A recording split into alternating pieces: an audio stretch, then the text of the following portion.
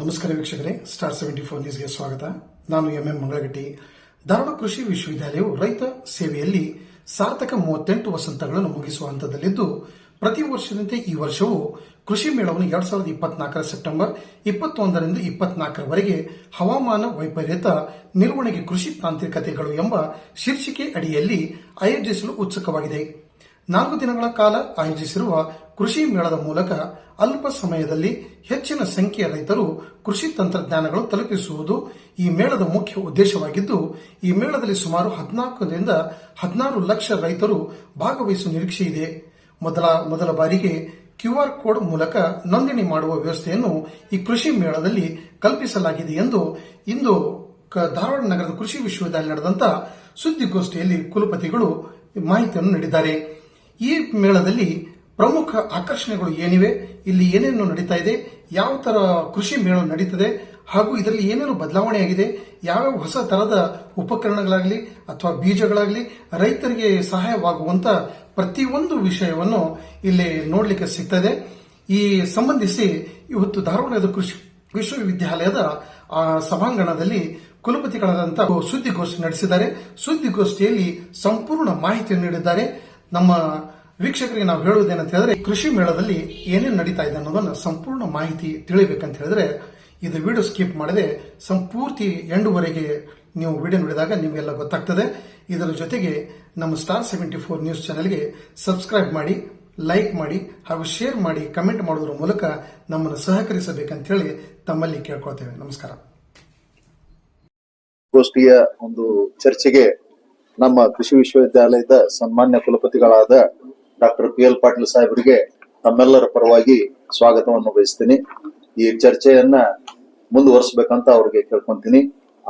ಈ ಸಭೆಯಲ್ಲಿ ಭಾಗವಹಿಸಿದ ಪತ್ರಿಕಾಗೋಷ್ಠಿಯ ಎಲ್ಲ ಮಾಧ್ಯಮ ಮಿತ್ರರಿಗೆ ಹಾಗೂ ಕೃಷಿ ವಿಶ್ವವಿದ್ಯಾಲಯದ ಎಲ್ಲ ಅಧಿಕಾರಿ ಮಿತ್ರರಿಗೆ ಹಾಗೂ ಸಿಬ್ಬಂದಿಯವರಿಗೆ ತಮ್ಮೆಲ್ಲರ ಪರವಾಗಿ ಸ್ವಾಗತವನ್ನು ಬಯಸಿ ಈ ಚರ್ಚೆಯನ್ನ ನಮ್ಮ ಕುಲಪತಿಗಳು ಮುಂದುವರಿಸಬೇಕಂತ ಅವರಿಗೆ ತಮ್ಮೆಲ್ಲರ ಪರವಾಗಿ ವಿನಂತಿಸಿಕೊಂಡು, ಇಲ್ಲಿ ವಿಶ್ವವಿದ್ಯಾಲಯದ 2024ರ ಕೃಷಿ ಮೇಳ ಇದೇ ತಿಂಗಳ 21ರಿಂದ 24ರವರೆಗೆ ನಡೀತಾ ಇರುವುದು ತಮ್ಮೆಲ್ಲರ ಗಮನಕ್ಕೆ ಬಂದಿದೆ.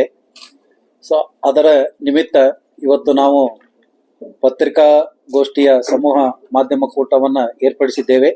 ಅದಕ್ಕಾಗಿ ಎಲ್ಲ ಮಾಧ್ಯಮ ಕೂಟದ ಮಿತ್ರರಿಗೆ, ಎಲ್ಲ ಮಾಧ್ಯಮದ ಮಿತ್ರರಿಗೆ ನಾನು ಈ ಮೂಲಕ ಸ್ವಾಗತವನ್ನ ಕೋರ್ತಾ, ನಮ್ಮ ಕೃಷಿ ವಿಶ್ವವಿದ್ಯಾಲಯದ ಈ ವರ್ಷದ ಕೃಷಿ ಮೇಳದ ಬಗ್ಗೆ ರೂಪರೇಷೆಗಳನ್ನ ದಯವಿಟ್ಟು ಮೊದಲ ನೋಡ್ಕೊಳ್ಳೋಣ. ಈ ವರ್ಷದ ಕೃಷಿ ಮೇಳ ಇದರ ಬ್ರೋಚರು ತಮ್ಮೆಲ್ಲರಿಗೂ ಸರ್ಕ್ಯುಲೇಟ್ ಆಗಿದೆ. ಆಮಂತ್ರಣ ಪತ್ರಿಕೆ ಇದು ಬ್ರೋಚರ್ ಆಗಿದೆ. ಆಮಂತ್ರಣ ಪತ್ರಿಕೆ, ಇನ್ವಿಟೇಷನ್ ಕಾರ್ಡು, ಅತಿಥಿಗಳ ಇದ್ದಿದ್ದು ನಾವು ತಯಾರಾಗಿದೆ ಆಲ್ರೆಡಿ. ವಿವಿಧ ಇದನ್ನ ಡಿಟೇಲ್ ಆಗಿ ಮುಂದೆ ಬರ್ತೀವಿ. ನೆಕ್ಸ್ಟ್, ಇದು ಕೃಷಿ ಮೇಳದ 2ನೇ ದಿವಸ ಉದ್ಘಾಟನೆಗೊಳ್ಳಲಿರುವ ಆಮಂತ್ರಣ ಪತ್ರಿಕೆ. ಈ ಕೃಷಿ ಮೇಳದ ಉದ್ಘಾಟನೆಯನ್ನ ಮಾನ್ಯ ಮುಖ್ಯಮಂತ್ರಿಗಳು, ಕರ್ನಾಟಕ ಸರ್ಕಾರ, ಶ್ರೀಯುತ ಸಿದ್ದರಾಮಯ್ಯನವರು ಉದ್ಘಾಟನೆ ಮಾಡ್ತಾ ಇದ್ದಾರೆ. ಈ ಒಂದು ಕಾರ್ಯಕ್ರಮಕ್ಕೆ ಉಪಮುಖ್ಯಮಂತ್ರಿಗಳಾದ ಶ್ರೀಯುತ DK ಶಿವಕುಮಾರ್ ಅವರು ಆಗಮಿಸಲಿದ್ದಾರೆ. ಶ್ರೀಯುತ ಬಸವರಾಜ ಹೊರಟ್ಟಿ ಅವರು, ಮಾನ್ಯ ವಿಧಾನ ಪರಿಷತ್ತಿನ ಸಭಾಪತಿಗಳು, ಹಾಗೂ ಸನ್ಮಾನ್ಯ ಶ್ರೀ ಪ್ರಹ್ಲಾದ್ ಜೋಶಿ ಅವರು, ಕೇಂದ್ರ ಸಚಿವರು, ಶ್ರೀಯುತ ಸಲೀಂ ಅಹಮದ್ ಅವರು, ಶ್ರೀಯುತ ಸಂತೋಷ್ ಲಾಡ್ ಅವರು ಅತಿಥಿಗಳಾಗಿ ಆಗಮಿಸಿದ್ದಾರೆ. ಇದೇ ರೀತಿಯಾಗಿ ಗೌರವ ಅತಿಥಿಗಳಾಗಿ ನಮ್ಮ ಕೃಷಿ ವಿಶ್ವವಿದ್ಯಾಲಯದ ವ್ಯಾಪ್ತಿಯಲ್ಲಿರುವ ಎಲ್ಲ 7 ಜಿಲ್ಲೆಯಲ್ಲಿ ಮಂತ್ರಿಗಳು ಬರ್ತಾ ಇದ್ದಾರೆ. ಮತ್ತು ನಮ್ಮ ಕೃಷಿ ಸಚಿವರಾದ ಸನ್ಮಾನ್ಯ ಶ್ರೀ ಚಲುವರಾಯಸ್ವಾಮಿ ಅವರು ಆಗಮಿಸಿ ಕೆಲವೊಂದು ಪ್ರಕಟಣೆಗಳ ಬಿಡುಗಡೆಯನ್ನ ಮಾಡಲಿದ್ದಾರೆ. ನಮ್ಮ ಈ ವರ್ಷದ ಕೃಷಿ ಮೇಳದ ಘೋಷವಾಕ್ಯ ಹವಾಮಾನ ವೈಪರೀತ್ಯ ನಿರ್ವಹಣೆಗೆ ಕೃಷಿ ತಾಂತ್ರಿಕತೆಗಳು. ತಮಗೆಲ್ಲ ಗೊತ್ತಿದ್ದಂಗೆ ಹವಾಮಾನ ವೈಪರೀತ್ಯ ಆಗ್ತಾ ಇದೆ. ಹೋದ ವರ್ಷ ಬರಗಾಲ ಇತ್ತು, ಈ ವರ್ಷನೂ ಸ್ವಲ್ಪ ಮಳೆ ಜಾಸ್ತಿ ಆಗಿದೆ. ಈ ತರ ಒಂದು ಹವಾಮಾನ ವೈಪರೀತ್ಯ ನಿರಂತರವಾಗಿ ನಡೆಯುವುದರಿಂದ ನಮ್ಮಲ್ಲಿ ತಾಂತ್ರಿಕತೆಗಳು ಇವೆ. ಆ ತಾಂತ್ರಿಕತೆಗಳನ್ನು ರೈತರಿಗೆ ಹೇಳಿಕೊಡುವುದು ಮತ್ತು ಹೊಸ ತಾಂತ್ರಿಕತೆಗಳ ಬಗ್ಗೆ ಸಂಶೋಧನೆಯನ್ನು ಕೂಡ ನಾವು ಮಾಡಲಿಕ್ಕೆ ಹಮ್ಮಿಕೊಂಡಿದ್ದೇವೆ. ಆ ಒಂದು ಘೋಷವಾಕ್ಯದ ಹಿನ್ನೆಲೆಯಲ್ಲಿ ಈ ಕೃಷಿ ಮೇಳವನ್ನ ಏರ್ಪಡಿಸಿದ್ದೇವೆ. ಈ ಕೃಷಿ ಮೇಳದಲ್ಲಿ ಮುಖ್ಯ ಆಕರ್ಷಣೆಗಳು ನಮ್ಮ ಬ್ರೋಚರ್ನಲ್ಲಿ ತಮಗೆ ಈಗಾಗಲೇ ಸರ್ಕ್ಯುಲೇಟ್ ಮಾಡಿದ್ದೇವೆ. ಈ ಒಂದು ಮುಖ್ಯ ಹವಾಮಾನ ವೈಪರೀತ್ಯ ನಿರ್ವಹಣೆಯಲ್ಲಿ ಕೈಗೊಳ್ಳಬೇಕಾದ ಬೆಳೆ ಪದ್ಧತಿಗಳ ಬಗ್ಗೆ ತಿಳಿಸ್ಕೊಡ್ತೇವೆ. ಸಮಗ್ರ ಬೆಳೆ ನಿರ್ವಹಣೆ, ಜೈವಿಕ ಗೊಬ್ಬರಗಳು ಹಾಗೂ ಕೀಟನಾಶಕಗಳ ಬಗ್ಗೆ ರೈತರಿಗೆ ಮಾಹಿತಿ ಇದೆ. ವಿವಿಧ ಬೆಳೆಗಳ ತಾಂತ್ರಿಕತೆಗಳ ಪ್ರಾತ್ಯಕ್ಷಿತೆಗಳು, ಮಳೆ ನೀರು ಕೊಯ್ಲು ಮತ್ತು ಅಂತರ್ಜಲ ಪುನರುಚ್ಚೇತನಗೊಳಿಸುವುದರ ಬಗ್ಗೆ, ನೈಸರ್ಗಿಕ ಕೃಷಿ, ಸಾವಯವ ಕೃಷಿ ಮತ್ತು ಮಣ್ಣಿನ ಫಲವತ್ತತೆ ಸಂರಕ್ಷಣೆ ಬಗ್ಗೆ ಮಾಹಿತಿ ಕೊಡುವುದು. ಆಮೇಲೆ ಹೈಟೆಕ್ ತೋಟಗಾರಿಕೆ, ಫಲಪುಷ್ಪ ಪ್ರದರ್ಶನ ಹಾಗೂ ಕೀಟ ಪ್ರಪಂಚ ಇದು 2-3 ವರ್ಷದಿಂದ ಬಹಳಷ್ಟು ಜನಪ್ರಿಯ ಆಗ್ತಾ ಇದೆ. ಸುಧಾರಿತ ಕೃಷಿ ಯಂತ್ರೋಪಕರಣಗಳು ಹಾಗೂ ಕಿಸಾನ್ ದ್ರೋಣಗಳ ಬಳಕೆ ಬಗ್ಗೆ ಮಾಹಿತಿ ಇರ್ತದೆ. ಕೃಷಿ ತಂತ್ರಜ್ಞರೊಂದಿಗೆ ಸಮಾಲೋಚನೆ ಅಂದ್ರೆ ಕನ್ಸಲ್ಟೆನ್ಸಿ ಇರ್ತದೆ. ರೈತರ ಆವಿಷ್ಕಾರಗಳು ಮತ್ತು ವಿಶೇಷ ಸಾಧನೆಗೈದ ರೈತರೊಂದಿಗೆ ಸಂವಾದ ಕಾರ್ಯಕ್ರಮ ಇರ್ತದೆ. ರೈತರಿಂದ ರೈತರಿಗೆ ಕಾರ್ಯಕ್ರಮ ಬಹಳಷ್ಟು ಪ್ರಸಿದ್ಧಿಯಾದ ಒಂದು ಕಾರ್ಯಕ್ರಮ ನಮ್ಮ ಈ ಕೃಷಿ ಮೇಳದಲ್ಲಿ. ಕೃಷಿ ಅರಣ್ಯ, ಮೇವಿನ ಬೆಳೆಗಳ ತಾಂತ್ರಿಕತೆಗಳ ಪ್ರಾತ್ಯಕ್ಷಿತೆಗಳು ಕೂಡ ಇರ್ತವ. ಪಶು ಸಂಗೋಪನೆ ಹಾಗೂ ಜಾನುವಾರುಗಳ ಪ್ರದರ್ಶನ, ಮೌಲ್ಯವರ್ಧನೆ, ದ್ವಿತೀಯ ಕೃಷಿ ಸಮುದಾಯ ವಿಜ್ಞಾನ ತಾಂತ್ರಿಕತೆಗಳ ಬಗ್ಗೆ ಮಾಹಿತಿ ಕೊಡುವುದು ಹಾಗೂ ಕೃಷಿ ಸಮುದಾಯ ಬಾನುಲಿ ಕೇಂದ್ರ ನಮ್ಮ FM 90.8 ಮೆಗಾಹರ್ಟ್ಸ್ದಲ್ಲಿ ಕೃಷಿ ಮಾಹಿತಿಯನ್ನ ಪ್ರಸಾರ ಮಾಡ್ತಾ ಇದೆ, ಅದ್ರ ಬಗ್ಗೆ ಕೂಡ ಮಾಹಿತಿ. ಆಮೇಲೆ ಇಲ್ಲಿವರೆಗೆ ನೋಂದಾಯಿಸಲಾದ ವಸ್ತು ಪ್ರದರ್ಶನ ಮಳಿಗೆ ವಿವರ ಈ ತರ ಇದೆ. ಒಟ್ಟು ಸುಮಾರು ನಾವು 650 ಮಳಿಗೆಗಳನ್ನ ಏರ್ಪಾಡು ಮಾಡಲಿಕ್ಕೆ ತಯಾರಿ ನಡೆಸಿದ್ದೇವೆ. ಅದರಲ್ಲಿ ಈಗಾಗಲೇ 529 ಮಳಿಗೆಗಳು ರಿಜಿಸ್ಟ್ರೇಷನ್ ಆಗಿದ್ದಾವೆ. ಅದರ ವಿವರ ಬೇರೆ ಬೇರೆ ಪರಿಕರಗಳ ಬಗ್ಗೆ ಇದರ ಮೇಲೆ ಹೈಟೆಕ್ ಸ್ಟಾಲ್ಗಳು ಮತ್ತು ಸಾಮಾನ್ಯ ಸ್ಟಾಲ್ಗಳು ಅಂತ ಹೇಳಿ ಬುಕ್ ಆಗಿದ್ದಾವೆ. ಆ ಒಂದು ವಿವರ ಇಲ್ಲಿ ಇದೆ. ತಮಗೂ ಕೂಡ ಅದರ ವಿವರವಾದ ಮಾಹಿತಿಯನ್ನ ಕೊಟ್ಟಿದ್ದಾರೆ. ಇನ್ನು ಕೃಷಿ ಮೇಳದಲ್ಲಿ ವಿಶೇಷ ಸೌಲಭ್ಯಗಳು ಪ್ರತಿ ಕೃಷಿ ಮೇಳದಲ್ಲಿ ಇರುವಂತೆ ಕೃಷಿ ಮೇಳದ ಆವರಣವನ್ನ ಪೂರ್ತಿ ವಿಮಾ ವ್ಯಾಪ್ತಿಗೆ ಅಳವಡಿಸಲಾಗಿದೆ ಮತ್ತು ಸನ್ನದ್ಧ ಸ್ಥಿತಿಯಲ್ಲಿ ಅಗ್ನಿಶಾಮಕ ವಾಹನಗಳು ಇರ್ತವ. ಮೊಬೈಲ್ ಮತ್ತು ATM ವಾಹನಗಳು ಕೂಡ ಲಭ್ಯವಿರ್ತವ. ಕ್ಷೇತ್ರ ಪ್ರಾತ್ಯಕ್ಷಿತೆಗಳಿಗೆ ಭೇಟಿ ಮಾಡಲಿಕ್ಕೆ ನಮ್ಮ ವಿಶ್ವವಿದ್ಯಾಲಯದಲ್ಲಿ 4 ಬಸ್ಸುಗಳ ವ್ಯವಸ್ಥೆಯನ್ನ ಮೆಣಸಿನಕಾಯಿ ಸರ್ಕಲ್ ದಿಂದ ಕ್ಷೇತ್ರಕ್ಕೆ ಹೋಗುವವರೆಗೂ ಅದನ್ನ ಅನುಕೂಲತೆಯನ್ನ ಮಾಡಿಕೊಟ್ಟಿದ್ದೇವೆ. ಆಮೇಲೆ ಉಚಿತ ವೈದ್ಯಕೀಯ ಸಲಹಾ ಕೇಂದ್ರಗಳು ಎಂಟ್ರೆನ್ಸ್ ನಲ್ಲಿ ಇರ್ತದೆ. ಸಾರಿಗೆ ನಿರ್ವಹಣಾ ವ್ಯವಸ್ಥೆ ಹಾಗೂ ಪೊಲೀಸ್ ಸಹಾಯ ಕೇಂದ್ರನು ಕೂಡ ಇರ್ತದೆ. ಮೊದಲನೇ ದಿನ ಅಂದ್ರೆ 21/9/2024 ಮುಂಜಾನೆ ಬೀಜ ಮೇಳದ ಉದ್ಘಾಟನೆ. ಯಾಕಂದ್ರೆ ರೈತರು ಹಿಂಗಾರಿಗೆ ಹಂಗಾಮಿಗೆ ಉಪಯೋಗ ಆಗುವಂತ ಬೆಳೆಗಳ ಕಡ್ಲಿ, ಜೋಳ, ಗೋಧಿ, ಆಮೇಲೆ ಕುಸುಬೆ ಈ ಎಲ್ಲ ಬೆಳೆಗಳ ಬೀಜಕ್ಕೆ ಖರೀದಿಗಾಗಿ ರೈತರು ಬರ್ತಾ ಇರ್ತಾರ. ಅದಕ್ಕಾಗಿ ನಾವು ಮೊದಲನೇ ದಿವಸನ ಬೀಜ ಮೇಳದ ಉದ್ಘಾಟನೆಯನ್ನ ಇಟ್ಕೊಂಡಿದ್ದೇವೆ.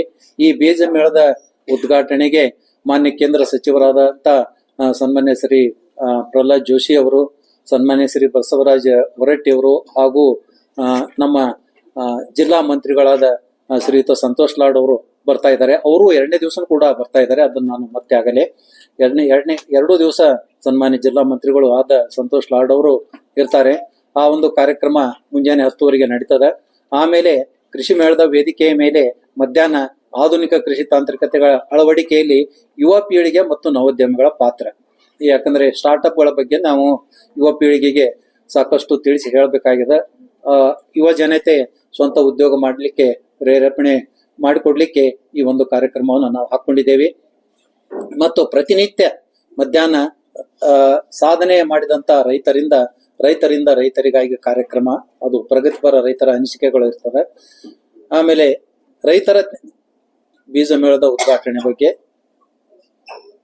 ರೈತರ ಜ್ಞಾನಾಭಿವೃದ್ಧಿ ಕೇಂದ್ರದಲ್ಲಿ ನಾವು ಸತತವಾಗಿ ಫಲಪುಷ್ಪ ಪ್ರದರ್ಶನ ಮತ್ತು 2-3 ವರ್ಷದಿಂದ ವಿಸ್ಮಯಕಾರಿ ಕೀಟ ಪ್ರದರ್ಶನ ಇವು ಬಹಳಷ್ಟು ಜನಪ್ರಿಯ ಆಗಿದಾವ. ಇದನ್ನ ನಮ್ಮ ರೈತರ ಜ್ಞಾನಾಭಿವೃದ್ಧಿ ಕೇಂದ್ರದಲ್ಲಿ ಏರ್ಪಡಿಸಲಾಗಿದೆ. ಅಲ್ಲಿನೂ ಕೂಡ ಮೊದಲನೇ ದಿನ ಬೀಜ ಮೇಳ ಉದ್ಘಾಟನೆ ಮಾಡಲಿಕ್ಕೆ ಬಂದಂತ ಅತಿಥಿಗಳಿಂದ ಈ ಒಂದು ಫಲಪುಷ್ಪ ಪ್ರದರ್ಶನ ಮತ್ತು ವಿಸ್ಮಯಕಾರಿ ಕೀಟ ಪ್ರಪಂಚದ ಉದ್ಘಾಟನೆಯನ್ನು ಕೂಡ ಅವರೇ ನೆರವೇರಿಸ್ತಾರ. ಇನ್ನು 2ನೇ ದಿನ ಕೃಷಿ ಮೇಳದ ವಸ್ತು ಪ್ರದರ್ಶನದ ಉದ್ಘಾಟನೆಯನ್ನ ಮಾನ್ಯ ಮುಖ್ಯಮಂತ್ರಿಗಳು ಸೇರಿ ಎಲ್ಲ ಮಂತ್ರಿಗಳು ಆ ಉದ್ಘಾಟನೆಯನ್ನ ಮಾಡ್ತಾ ಇದ್ದಾರೆ. ಮತ್ತು ಮಧ್ಯಾಹ್ನ ಹವಾಮಾನ ವೈಪರೀತ್ಯ ನಿರ್ವಹಣೆಯಲ್ಲಿ ಸಾವಯವ ಹಾಗೂ ನೈಸರ್ಗಿಕ ಕೃಷಿಯ ಪಾತ್ರ ಎನ್ನುವಂತ ವಿಶೇಷ ಉಪನ್ಯಾಸ ಅಥವಾ ನಮ್ಮ ಸಂಪನ್ಮೂಲ ವ್ಯಕ್ತಿಗಳಿಂದ ಉಪನ್ಯಾಸ ಮತ್ತು ಚರ್ಚೆ ಇರ್ತದೆ. ಮಧ್ಯಾಹ್ನ 3:30 ರೈತರಿಂದ ರೈತರಿಗೆ ಕಾರ್ಯಕ್ರಮ 2ನೇ ದಿವಸ. ಕೃಷಿ ಮೇಳದ ಉದ್ಘಾಟನೆಗೆ ಮಾನ್ಯ ಮಂತ್ರಿಗಳು.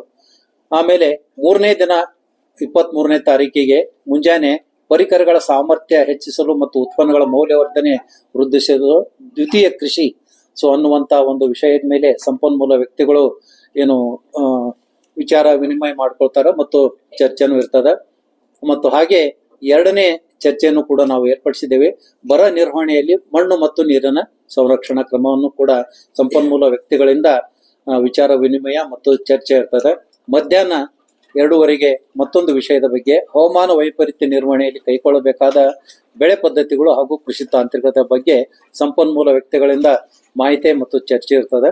ಮತ್ತು ಮಧ್ಯಾಹ್ನ 3:30 ರೈತರ ಕಾರ್ಯಕ್ರಮ ಪ್ರಗತಿಪರ ರೈತರಿಂದ. 4ನೇ ದಿನ ಮುಂಜಾನೆ ವಿಶೇಷ ಉಪನ್ಯಾಸದಲ್ಲಿ ಎಣ್ಣೆಕಾಳು ಹಾಗೂ ದ್ವಿದಳ ಧಾನ್ಯಗಳ ಉತ್ಪಾದನೆ ಹೆಚ್ಚಿಸಲು ಅಗತ್ಯ ಕೃಷಿ ತಾಂತ್ರಿಕತೆ ಬಗ್ಗೆ. ಯಾಕಂದ್ರೆ ಎಣ್ಣೆಕಾಳು ಮತ್ತು ದ್ವಿದಳ ಧಾನ್ಯದಲ್ಲಿ ಇನ್ನೂ ಹೆಚ್ಚಿನ ಉತ್ಪಾದನೆ ಆಗ್ಬೇಕಾಗಿದೆ. ಅದಕ್ಕೆ ರೈತರಿಗೆ ಅದರ ಬಗ್ಗೆ ಎಲ್ಲ ರೀತಿಯ ತಾಂತ್ರಿಕತೆಗಳನ್ನ ಮುಟ್ಟಿಸ್ಲಿಕ್ಕೆ ಇದು ಒಂದು ಕಾರ್ಯಕ್ರಮ ನಾವು ಪ್ರತಿ ವರ್ಷನೂ ಕೂಡ ಹಾಕೋತಾ ಬಂದಿದ್ದೇವೆ. ಆಮೇಲೆ ನಾವು ಕನ್ನಡ ಕೃಷಿಗೋಷ್ಠಿ ಶ್ರೀಯುತ ಚನ್ನವೀರ ಕಣಿವಿ ಅವರ ಹೆಸರಿನಲ್ಲಿ ಅತ್ಯುತ್ತಮ ಲೇಖನ ಪ್ರಶಸ್ತಿಯ ಪ್ರದಾನವನ್ನ ಪ್ರತಿ ವರ್ಷ ಮಾಡ್ಕೋತಾ ಬಂದಿದ್ದೇವೆ. ಈ ವರ್ಷ ಸುಮಾರು ಒಂದು 20 ಲೇಖನಗಳು ಆಗಲೇ ಬಂದಿದ್ದೇವೆ. ಅವನ್ನ ಮೌಲ್ಯಮಾಪನ ಮಾಡಲಿಕ್ಕೆ ಒಬ್ಬ ಸಂಪನ್ಮೂಲ ವ್ಯಕ್ತಿಗೆ ಕೊಡ್ತಾ ಇದ್ದೇವೆ. ಆ ಮೌಲ್ಯಮಾಪನ ಆದಮೇಲೆ ಅತ್ಯುತ್ತಮ ಲೇಖನ ಪ್ರಶಸ್ತಿಯನ್ನ ನಾವು 24ನೇ ತಾರೀಕಿನಿಂದ ಆ ಮೌಲ್ಯಮಾಪನ ಮಾಡಿದವರು ಆ ಅತ್ಯುತ್ತಮ ಲೇಖನ ಯಾಕೆ ಅನ್ನುವುದನ್ನ ಅದರ ಬಗ್ಗೆ ವಿವರಣೆಯನ್ನ ಕೊಟ್ಟ ಅವರಿಗೆ ಪ್ರಶಸ್ತಿಯನ್ನ ಕೊಡ್ತಾ ಇದ್ದೇವೆ. ಆಮೇಲೆ ಮಧ್ಯಾಹ್ನ 2:30 ರೈತರಿಂದ ರೈತರಿಗಾಗಿ ಕಾರ್ಯಕ್ರಮ ಪ್ರಗತಿಪರ ರೈತರಿಂದ ಅನಿಸಿಕೆಗಳು. ಆಮೇಲೆ 4:15 ಕೃಷಿ ಮೇಳದ ಸಮಾರೋಪ ಸಮಾರಂಭವನ್ನ ಆಯೋಜನೆ ಮಾಡಿದ್ದೇವೆ. ಇಲ್ಲಿ ಈ ಸಮಾರಂಭಕ್ಕೆ ಸನ್ಮಾನ್ಯ ಗೌರವಾನ್ವಿತ ರಾಜ್ಯಪಾಲರು ಆಗಮಿಸುವ ನಿರೀಕ್ಷೆ ಇದೆ. ಇನ್ನೂ ಕನ್ಫರ್ಮ್ ಮಾಡಿಲ್ಲ. ಮೊದಲನೇ ದಿವಸ ಅವರು ನಾವು ಇನ್ವೈಟ್ ಮಾಡಿದ್ವಿ. ಕಾರಣಾಂತರ ಅವರಿಗೆ ಬೇರೆ ಕಡೆ ಪ್ರೋಗ್ರಾಮ್ ಇರುವುದರಿಂದ 24ನೇ ತಾರೀಕಿಗೆ ಬರುವ ಸೂಚನೆಯನ್ನು ಕೊಟ್ಟಿದ್ದಾರೆ. ಅದು ಇನ್ನೂ ಕನ್ಫರ್ಮ್ ಆಗಿಲ್ಲ. ಕನ್ಫರ್ಮ್ ಆದಮೇಲೆ ನಾವು ತಮ್ಮ ಎಲ್ಲ ಮಾಧ್ಯಮ ಮಿತ್ರರಿಗೆ ರಾಜ್ಯಪಾಲರ ಬರುವಿಕೆಯನ್ನ ಕನ್ಫರ್ಮ್ ಮಾಡಿ ನಾವು ತಿಳಿಸ್ತೇವೆ. ಈ ಎಲ್ಲ ವಿಶೇಷ ಕಾರ್ಯಕ್ರಮಗಳು ಪ್ರತಿ ದಿವಸ ನಾವು ಪ್ರಾಯೋಗಿಕ ತಾಕುಗಳ ವೀಕ್ಷಣೆ, ತಜ್ಞರಿಂದ ಕೃಷಿ ಸಮಸ್ಯೆಗಳ ಕುರಿತು ವಿಚಾರ ವಿನಿಮಯ, ಕೃಷಿ ಮತ್ತು ವಸ್ತು ಪ್ರದರ್ಶನ ಇರ್ತದ, ಫಲಪುಷ್ಪ ಪ್ರದರ್ಶನ, ವಿಸ್ಮಯಕಾರಿ ಕೀಟ ಪ್ರಪಂಚ ಅದರ ಬಗ್ಗೆ, ಆಮೇಲೆ ಸಾವಯವ ಕೃಷಿ ವಸ್ತು ಪ್ರದರ್ಶನ, ಕೃಷಿ ಪರಿಕರಗಳ ಮಾರಾಟ, ಕೃಷಿ ಪ್ರಕಟಣೆಗಳ ಮಾರಾಟ ಇವೆಲ್ಲವೂ ಇರ್ತವೆ. ಆಮೇಲೆ ಈ ವರ್ಷ ವಿನೂತನವಾಗಿ ನಾವು QR ಕೋಡ್ಗಳ ಮುಖಾಂತರ ಬರುವಂತ ಕೃಷಿ ಮೇಳಕ್ಕೆ ಬರುವಂತ ಎಲ್ಲರಿಗೂ ರಿಜಿಸ್ಟ್ರೇಷನ್ ಮಾಡ್ಲಿಕ್ಕೆ ನಾವು ಇದೊಂದು ಪ್ರಚಾರ ಮಾಡ್ತಾ ಇದ್ದೇವೆ ಎಲ್ಲ ಗ್ರೂಪ್ಗಳಲ್ಲಿ. ಆಮೇಲೆ ನಮ್ಮ ಪೋಸ್ಟರ್ಗಳ ಮುಖಾಂತರ ಎಲ್ಲರಿಗೂ ನಾವು ವಿನಂತಿ ಮಾಡ್ಕೊಳ್ತಾ ಇದ್ದೇವೆ. ಯಾಕಂದ್ರೆ ನಮ್ಮ ಕೃಷಿ ಮೇಳ ಹಿಂದಿನಿಂದ ಪರಂಪರೆಯಾಗಿ ಅದ್ದೂರಿಯಿಂದ ನಡೀತಾ ಬಂದಿದೆ. ಇದನ್ನ ನಾನು ಹೋದ ವರ್ಷ ತಿಳಿಸಿದಂಗೆ ರೆಕಾರ್ಡ್ ಮಾಡ್ಲಿಕ್ಕೆ ಈ ವರ್ಷ ನಾವು ಲೆಮ್ಕಾ ಬುಕ್ ಆಫ್ ರೆಕಾರ್ಡ್ಗೆ ರಿಜಿಸ್ಟ್ರೇಷನ್ ಮಾಡಿಸಿದ್ದೇವೆ. ಯಾಕಂದ್ರೆ ಇಷ್ಟೊಂದು ಹೆಚ್ಚಿನ ಸಂಖ್ಯೆಯಲ್ಲಿ ಕೃಷಿ ಮೇಳಕ್ಕೆ ರೈತರು ಮತ್ತು ವಿದ್ಯಾರ್ಥಿಗಳು ಮತ್ತು ಎಲ್ಲ ಜನಸಾಮಾನ್ಯರು ಬರುವುದು ನಮ್ಮ ಕೃಷಿ ವಿಶ್ವವಿದ್ಯಾಲಯ ಧಾರವಾಡಕ್ಕೆ ಮಾತ್ರ ಅಂತ ನಾವು ತಿಳ್ಕೊಂಡಿದ್ದೇವೆ.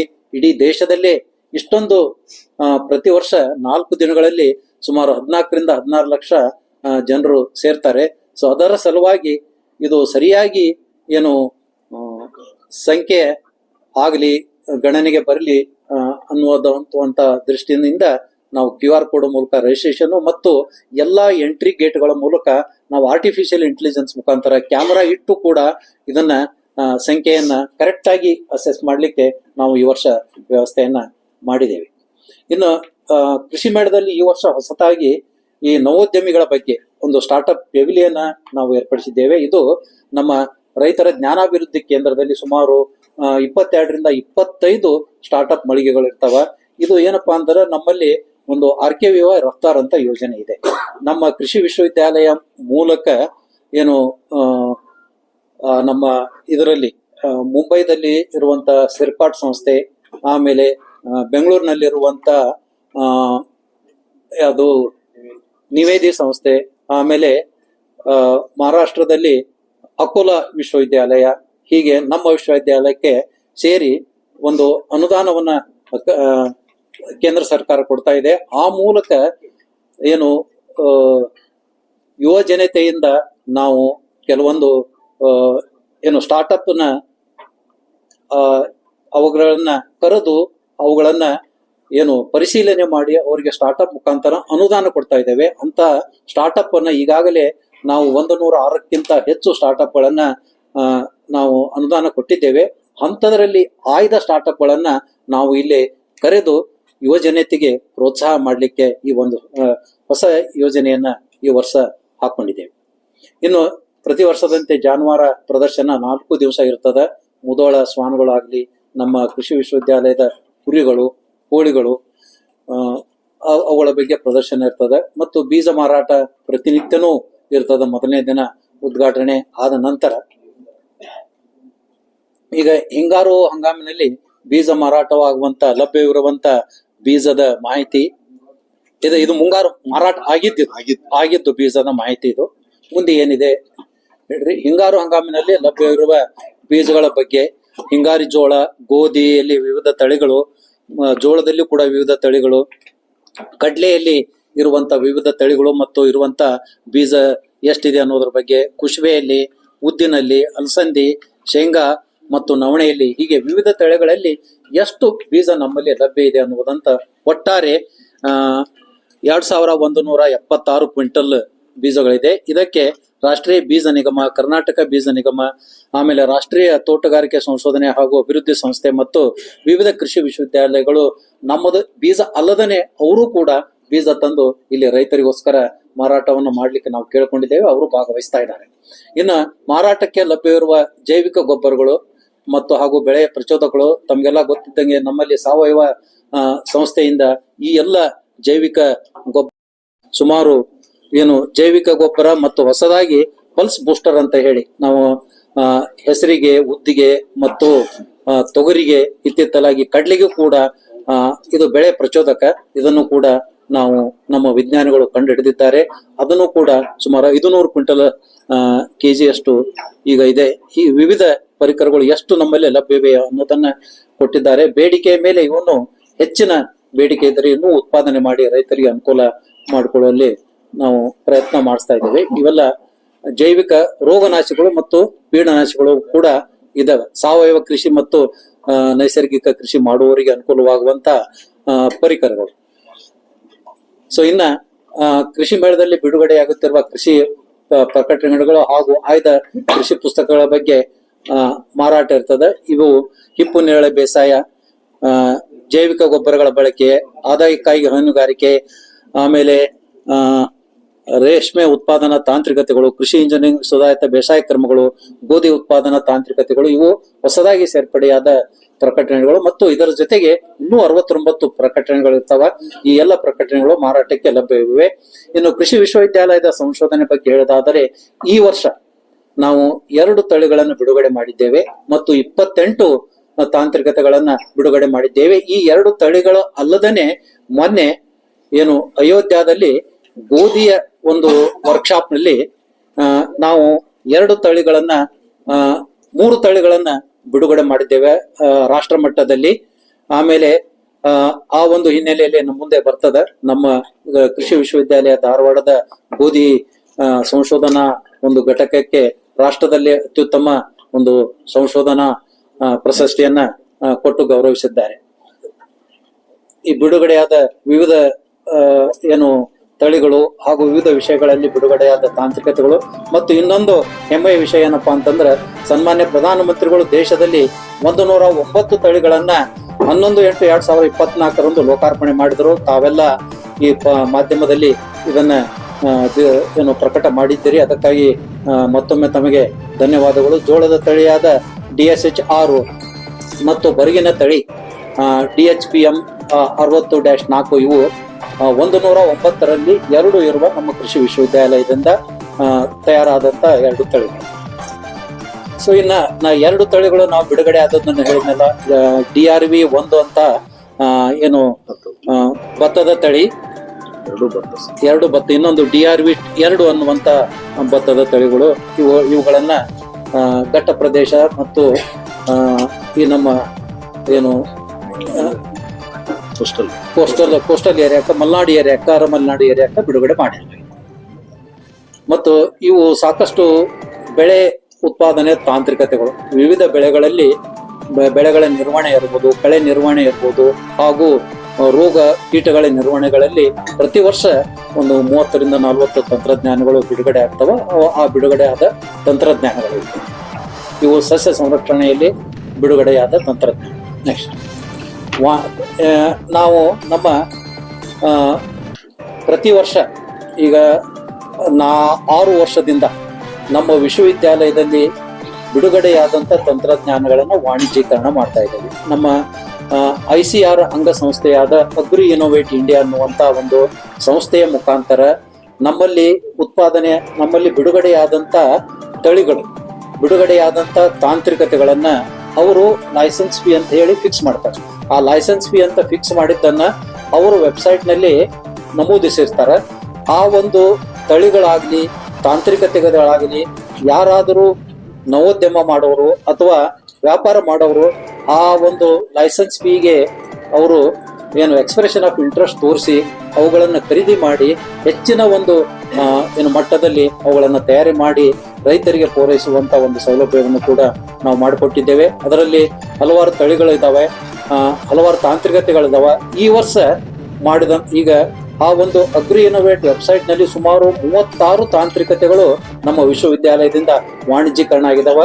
ಇವು 4 ಹೊಸದಾಗಿ ಸೇರ್ಪಡೆಯಾಗುವಂತ ತಾಂತ್ರಿಕತೆಗಳು. ಈಗ ಬಾಳಿ ದಿಂಡಿನಿಂದ ಜವಳಿ ಫೈಬರ್ ತಯಾರಿಕೆ ಸಲುವಾಗಿ ಮಾಡಿದಂತ ತಾಂತ್ರಿಕತೆ, ಆಮೇಲೆ ಮಿಶ್ರ ಬಾಳೆಯ ನೂಲು ತಯಾರಿಕೆ ಮತ್ತು ಸಂಯೋಜಿತ ಬಟ್ಟೆಗಳ ವಿನ್ಯಾಸ ಮಾಡಲಿಕ್ಕೆ ಮೌಲ್ಯಮಾಪನ ಮಾಡುವಂತ ತಾಂತ್ರಿಕತೆ, ಆಮೇಲೆ ಸ್ಟ್ರೈಗಾ ಸೋಂಕಿತ ಕ್ಷೇತ್ರಗಳ ಕಬ್ಬಿನ ಬೆಳವಣಿಗೆ ಮತ್ತು ಇಳುವರಿ ವರ್ಧನೆಗಾಗಿ ಮೈಕ್ರೋರೈಸಾ ಆ ತಾಂತ್ರಿಕತೆಯನ್ನು ನಾವು ಕಮರ್ಷಿಯಲೈಸ್ ಮಾಡಿದ್ದೇವೆ.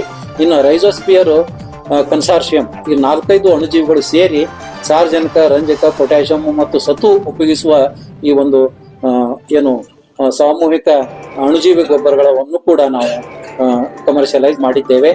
ಆಮೇಲೆ ಇತ್ತೀಚೆಗೆ ಸುದ್ದಿ ಮಾಡಿದ ಧಾರವಾಡದ ನೊಣಗಳು, ತಾವೆಲ್ಲ ಬಹಳಷ್ಟು ಇದಕ್ಕೆ ಪ್ರಚಾರವನ್ನ ಕೊಟ್ಟಿದ್ದೀರಿ. ನಮ್ಮ ವಿಶ್ವವಿದ್ಯಾಲಯದ ಬಯೋಟೆಕ್ನಾಲಜಿಯಲ್ಲಿ ವಿಜ್ಞಾನಿಗಳು ಡಾಕ್ಟರ್ ರವಿಕುಮಾರ್ ಮತ್ತು ಅವರ ತಂಡದವರು ಸಂಶೋಧನೆಯನ್ನ ಈಗ ಕೈಗೊಂಡಿದ್ದಾರೆ.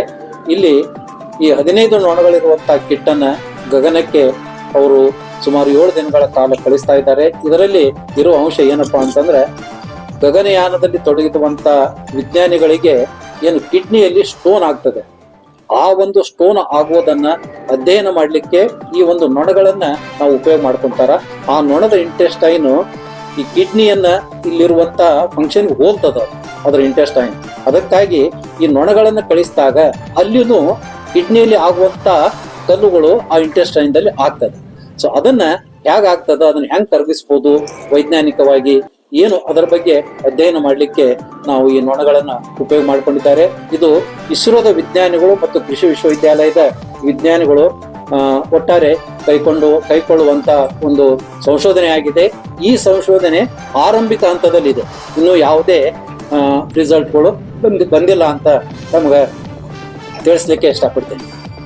ಸೊ ಅದೇ ರೀತಿ ನಮ್ಮ ಅದೇ ವಿಜ್ಞಾನಿಯಾದ ಡಾಕ್ಟರ್ ರವಿಕುಮಾರ್ ಅವರು ನಮ್ಮ ಕೃಷಿ ವಿಶ್ವವಿದ್ಯಾಲಯಕ್ಕೆ ಒಂದು ಪೇಟೆಂಟ್ ಅನ್ನ ತಂದುಕೊಟ್ಟಿದ್ದಾರೆ. ಇದು ಗುರುತ್ವಾಕರ್ಷಣೆಗೆ ಒಳಪಡಿಸಿದ ರೇಷ್ಮೆ ಹುಳುವಿನ ಇಳುವರಿ ಮತ್ತು ಗುಣಮಟ್ಟ ಹೆಚ್ಚಿಸುವಂತ ಒಂದು ತಾಂತ್ರಿಕತೆ. ಆ ತಾಂತ್ರಿಕತೆಯನ್ನ ಪೇಟೆಂಟ್ ಮಾಡಿದ್ದಾರೆ.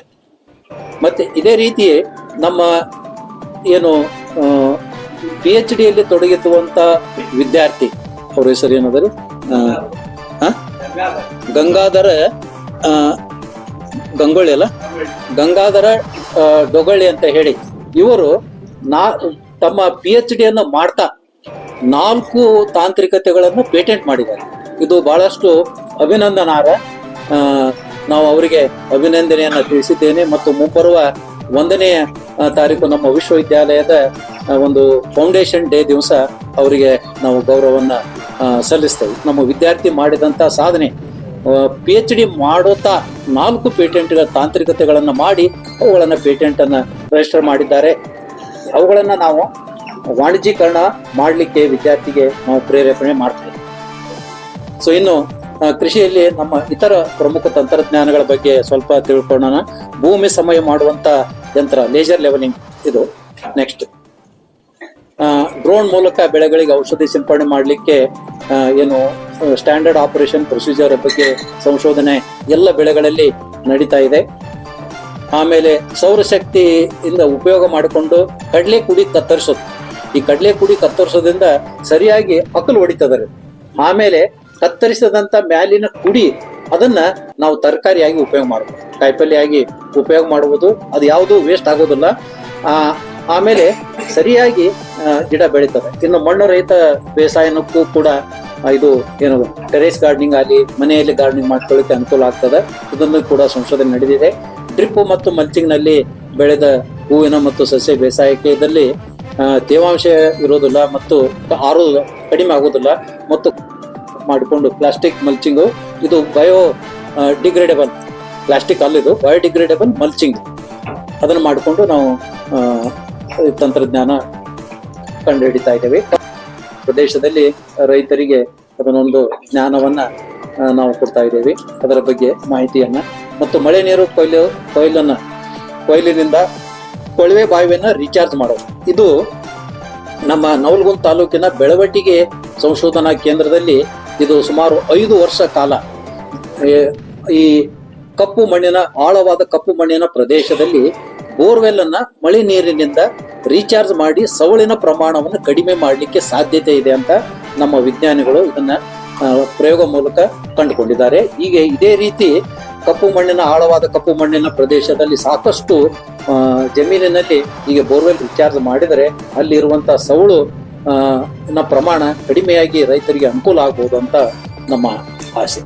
ಇನ್ನು ನೈಸರ್ಗಿಕ ಕೃಷಿ, ನಾವು ಕರ್ನಾಟಕ ರಾಜ್ಯದ ಒಂದು ಅನುದಾನದ ಪ್ರಕಾರ 4 ವರ್ಷ ಸಂಶೋಧನೆ ಮಾಡಿ ಕೆಲವೊಂದು ಬೆಳೆಗಳಿಗೆ ಈ ನೈಸರ್ಗಿಕ ಕೃಷಿಯನ್ನ ಸುಮಾರು 25ರಿಂದ 30ರಷ್ಟು ಏನು ಇಳುವರಿ ಕಡಿಮೆ ಮಾಡಿಕೊಂಡು ಈ ನೈಸರ್ಗಿಕ ಕೃಷಿಯನ್ನ ಅನುಸರಿಸಬಹುದು.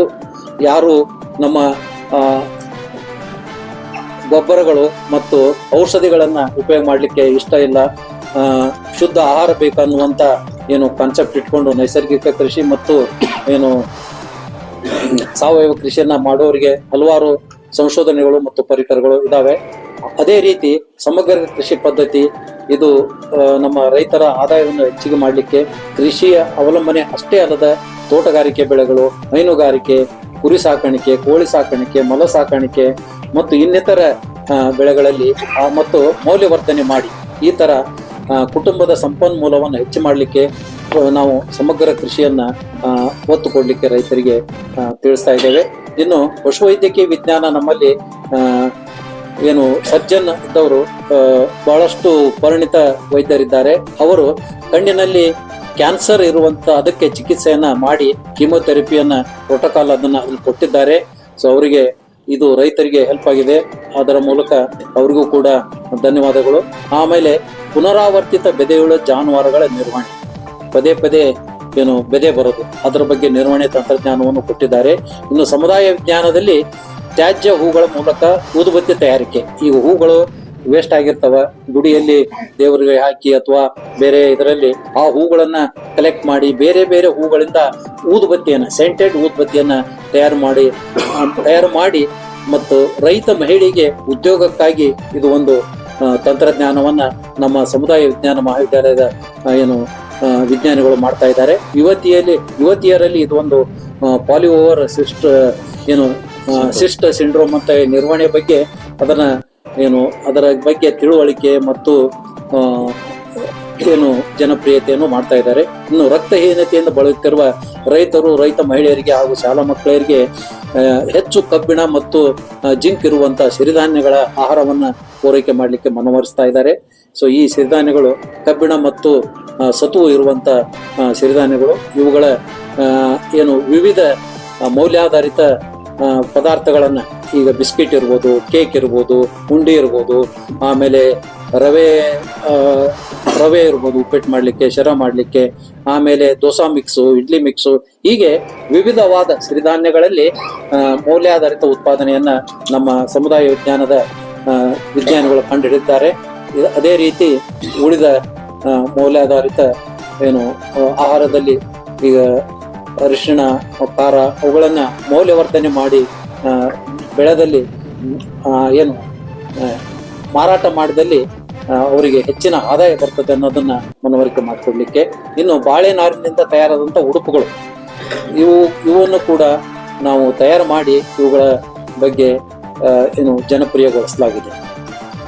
ರೈತರ ಅಭಿವೃದ್ಧಿಗೋಸ್ಕರ ಕೈಗೊಂಡ ಇನ್ನು ವಿನೂತನ ಚಟುವಟಿಕೆಗಳು, ನಮ್ಮ PM ಕಿಸಾನ್ ಯೋಜನೆಯಲ್ಲಿ 17ನೇ ಕಂತನ ಬಿಡುಗಡೆ ಮಾಡಲಿಕ್ಕೆ ಸನ್ಮಾನ್ಯ ಕುಮಾರಸ್ವಾಮಿಗಳು ಕೇಂದ್ರ ಮಂತ್ರಿಗಳು 18ನೇ ಜೂನ್ನಲ್ಲಿ ಪ್ರಧಾನಮಂತ್ರಿ ಕೃಷಿ ಸಮ್ಮಾನ್ ನಿಧಿಯ 17 ಕಂತನ ಬಿಡುಗಡೆ ಮಾಡುವಂತ ಕಾರ್ಯಕ್ರಮದಲ್ಲಿ ಅವರು ಭಾಗವಹಿಸಿ ರೈತರನ್ನ ಉದ್ದೇಶಿಸಿ ಮಾತನಾಡಿದರು. ಈ ದೇಶದಲ್ಲಿ 50 ಕೃಷಿ ವಿಜ್ಞಾನ ಕೇಂದ್ರವನ್ನ ಆಯ್ಕೆ ಮಾಡಿದರು. ಅದರಲ್ಲಿ ಧಾರವಾಡ ಕೃಷಿ ವಿಶ್ವವಿದ್ಯಾಲಯದ ಧಾರವಾಡದ ಕೃಷಿ ವಿಜ್ಞಾನ ಕೇಂದ್ರವನ್ನು ಕರ್ನಾಟಕದಲ್ಲಿ ಮಾತ್ರ ಆಯ್ಕೆ ಮಾಡಿಕೊಂಡಿದ್ದು ನಿಮ್ಮೆಲ್ಲರ ಹೆಮ್ಮೆ ಅಂತ ನಾನು ಭಾವಿಸ್ತಾ ಇದ್ದೇನೆ.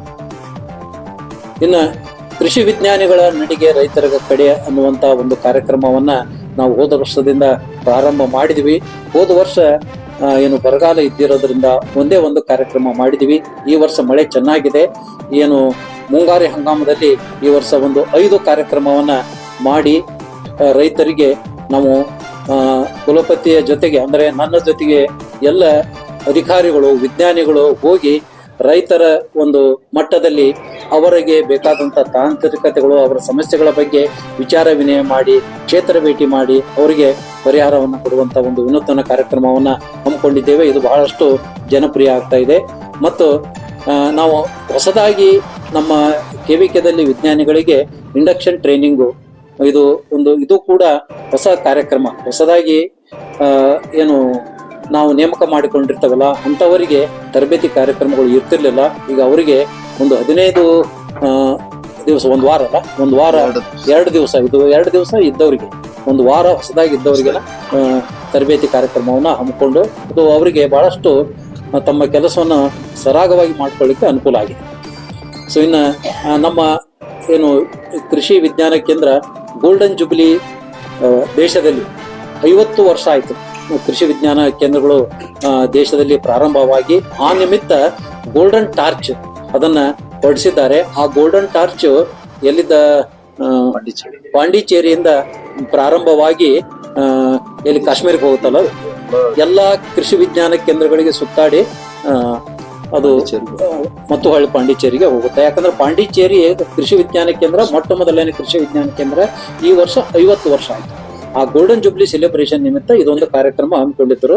ನಾವು ಆ ಗೋಲ್ಡನ್ ಟಾರ್ಚ್ ಅನ್ನ ಬರಮಾಡಿಕೊಂಡು ಮುಂದಿನ ಕೃಷಿ ವಿಜ್ಞಾನ ಕೇಂದ್ರಕ್ಕೆ ಕಳಿಸಿದ್ವಿ. ಇನ್ನು ನಮ್ಮ ಕೃಷಿ ಕಮ್ಯುನಿಟಿ ರೇಡಿಯೋ ಸಾಕಷ್ಟು ಕಾರ್ಯಕ್ರಮಗಳನ್ನ ಹಾಕೊಂಡು ಜನಪ್ರಿಯ ಕಾರ್ಯಕ್ರಮಗಳನ್ನ ನಡೆಸ್ತಾ ಇದೆ. ಇದರಲ್ಲಿ ಸ್ಪಾನ್ಸರ್ ಕಾರ್ಯಕ್ರಮಗಳು ಇದಾವೆ. ಇನ್ನು ನಾವು 2022ರಿಂದ ಕೃಷಿ ಶೋಧನೆ ಸಾಧನೆ ಅನ್ನುವಂತ ವಿನೂತನ ಕಾರ್ಯಕ್ರಮವನ್ನ ಪ್ರತಿ ಸೋಮವಾರ ಕೃಷಿ ರಂಗದಲ್ಲಿ ಈ ಒಂದು ಕಾರ್ಯಕ್ರಮವನ್ನ ವಿವಿಧ ಹಂಗಾಮಿಗೆ ಅನುಸಾರವಾಗಿ ವಿವಿಧ ಬೆಳೆಗಳಲ್ಲಿ ವಿವಿಧ ವಿಷಯದಲ್ಲಿ ನಮ್ಮ ವಿಜ್ಞಾನಿಗಳು ಅಲ್ಲಿ ಚರ್ಚೆಯನ್ನ ಮಾಡ್ತಾರೆ. ಆಮೇಲೆ ತಿಂಗಳ ಕೊನೆಯ ಸೋಮವಾರ ನೇರ ಫೋನ್-ಇನ್ ಕಾರ್ಯಕ್ರಮವನ್ನ ಅವರು ಇಟ್ಕೊಳ್ತಿದ್ದಾರೆ. ಅದರಲ್ಲಿ ನಾನು ಭಾಗವಹಿಸ್ತೇನೆ. ನಮ್ಮ ವಿಸ್ತರಣಾ ನಿರ್ದೇಶಕರು, ಸಂಶೋಧನಾ ನಿರ್ದೇಶಕರು ಭಾಗವಹಿಸಿ ರೈತರ ಪ್ರಶ್ನೆಗಳಿಗೆ ಉತ್ತರವನ್ನ ನೇರವಾಗಿ ಕೊಡ್ತಾ ಇದ್ದೇವೆ. ಇನ್ನು ಕೃಷಿ ವಿಶ್ವವಿದ್ಯಾಲಯಕ್ಕೆ ಬಂದಂತ ಪುರಸ್ಕಾರಗಳು ಏನು ಸಮುದಾಯ ಬಾನುಲಿ ಕೇಂದ್ರಕ್ಕೆ ಮೆಚ್ಚುಗೆ ಪ್ರಮಾಣ ಪತ್ರವನ್ನ ಕೊಟ್ಟಿದ್ದಾರೆ 2022-25 ಕಾರ್ಯಕ್ರಮ ಅವಧಿಗೆ. ಸೊ ಆಮೇಲೆ ಈಗ ದೇಶದಲ್ಲಿ ದೇಸಿ ಕಾರ್ಯಕ್ರಮ ಅಂತ ಒಂದು ನಡೆದಿದೆ. ಏನು ಇನ್ಪುಟ್ ಡೀಲರ್ಸ್ಗೆ ಡಿಪ್ಲೊಮಾ ತರಬೇತಿ ಕಾರ್ಯಕ್ರಮ ಇದು. ಯಾಕಂದ್ರೆ ಅವರಿಗೆ ಕೃಷಿ ಪರಿಕರಗಳ ಬಗ್ಗೆ, ಕೃಷಿಯ ಬಗ್ಗೆ ಮಾರ್ಗದರ್ಶನ ಮಾಡಲಿಕ್ಕೆ ನಾವು 48 ವಾರದ ಕಾರ್ಯಕ್ರಮ, ವಾರಕ್ಕೆ 1 ದಿವಸ ಅಂತ ಕಾರ್ಯಕ್ರಮ ಮಾಡ್ತಾ ಇದ್ದೀವಿ.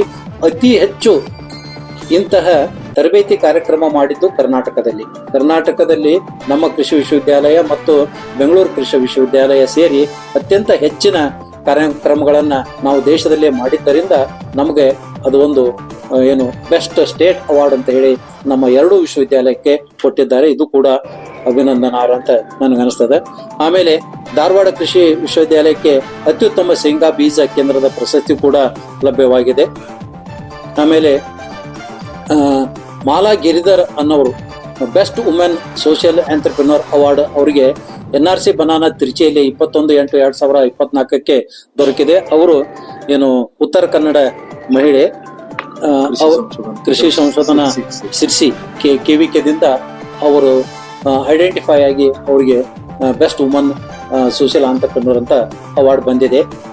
ಆಮೇಲೆ ICR ಕ್ಯಾಲಿಕತ್ ಕೇರಳದಲ್ಲಿ ಕೃಷಿ ವಿಜ್ಞಾನ ಕೇಂದ್ರಗಳ ವಲಯ ಕಾರ್ಯಾಗಾರದಲ್ಲಿ KVK ಸಿರ್ಸಿಯ ಏನು ಆರ್ಯ ಶಿಬಿರಾರ್ಥಿ ಶ್ರೀಮತಿ ವಸುಂಧರಾ ಹೆಗಡೆ ಕಾನಾಳಿ ಇವರಿಗೆ ಅತ್ಯುತ್ತಮ ಮಹಿಳಾ ಉದ್ದಿಮೆ ಪ್ರಶಸ್ತಿಯನ್ನು ಕೂಡ ಅವರಿಗೆ ಬಂದಿದೆ.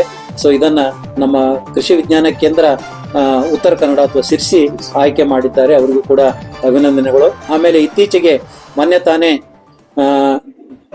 11ನೇ ತಾರೀಕಿನಿಂದ ಈಗ 13ನೇ ತಾರೀಕಿನವರೆಗೆ ಅಖಿಲ ಭಾರತ ಸಮನ್ವಯ ಗೋಧಿ ಮತ್ತು ಬಾರ್ಲಿ ಸಂಶೋಧನಾ ಕೇಂದ್ರಗಳ ಒಂದು ವರ್ಕ್ಶಾಪ್ ನಡೀತು. ಆ ವರ್ಕ್ಶಾಪಲ್ಲಿ ನಮಗೂ ಕೂಡ ಆಹ್ವಾನ ಇತ್ತು. ನಾನು ಮೊದಲನೇ ದಿವಸ 11ನೇ ತಾರೀಕಿನಲ್ಲಿ ಅಲ್ಲಿ ಭಾಗವಹಿಸಿದ್ದೆ. ನಮಗೆ ಏನು ಅನಿರೀಕ್ಷಿತವಾಗಿ ಕೃಷಿ ವಿಶ್ವವಿದ್ಯಾಲಯ ಧಾರವಾಡ ಗೋಧಿ ಸಂಶೋಧನೆಯಲ್ಲಿ ಅತ್ಯುತ್ತಮ ಸಂಶೋಧನಾ ಕೇಂದ್ರ ಅಂತ ನಮಗೆ ಪ್ರಶಸ್ತಿ ಕೊಟ್ಟಿದೆ. ಇದು ಕೃಷಿ ವಿಶ್ವವಿದ್ಯಾಲಯದ ಇತಿಹಾಸದಲ್ಲೇ ಗೋಧಿಯ ಸಂಶೋಧನೆಗೆ ಬಂದಂತ ಪ್ರಶಸ್ತಿ, ಮೊಟ್ಟ ಮೊದಲು ಗೋಧಿಯ ಸಂಶೋಧನಾ ಕೇಂದ್ರಕ್ಕೆ ಬಂದಂತ ಪ್ರಶಸ್ತಿ. ಅದಕ್ಕಾಗಿ ನಾನು ಈ ಮೂಲಕ ಗೋಧಿ ಸಂಶೋಧನಾ ಕೇಂದ್ರದಲ್ಲಿ ಸಂಶೋಧನೆ ಮಾಡಿದಂತ ಎಲ್ಲ ವಿಜ್ಞಾನಿಗಳಿಗೆ ಅಭಿನಂದನೆಗಳನ್ನ ಸಲ್ಲಿಸ್ತೇನೆ. ಕೂಡ ಪ್ರಶಸ್ತಿ ಪ್ರದಾನವಾಗಿದೆ, ಅವರಿಗೂ ಕೂಡ ಅಭಿನಂದನೆಗಳು. ಇಷ್ಟು ಇವತ್ತಿನ ಸಮೂಹ ಮಾಧ್ಯಮ ಕೂಟಕ್ಕೆ ಇರುವಂತಹ ವಿಷಯಗಳು. ತಮ್ಮೆಲ್ಲರಿಗೂ ತಮ್ಮ ಒಂದು ಸಂಯಮಕ್ಕೆ ಅಥವಾ ತಮ್ಮ ಪೇಷನ್ಸ್ಗೆ ಅತ್ಯಂತ ವಂದನೆಗಳನ್ನ ಸಲ್ಲಿಸ್ತೇನೆ. ಇನ್ನ ಇದರ ಬಗ್ಗೆ ಚರ್ಚೆಯನ್ನ ನಾವು ಮಾಡಿ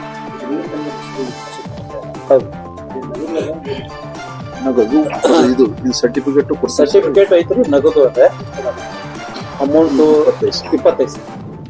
25,000 ಅಮೌಂಟ್ ಇದೆ. ಪ್ರಶಸ್ತಿ ಪತ್ರ ಕೊಡ್ತೇವೆ. ನಾವು ಓಪನ್ ಆಗಿ ಇನ್ವೈಟ್ ಸರ್, ಇಷ್ಟೆಲ್ಲ ಹೇಳಿದ್ರಿ. ತೆಲಗಿರಿ ಕೆರೆ ಬಗ್ಗೆ ಯಾಕೆ ನಮ್ಮ ಯೂನಿವರ್ಸಿಟಿ ಕರೆಕ್ಟಾಗಿ ವರ್ಕ್ ಮಾಡ್ತಿಲ್ಲ?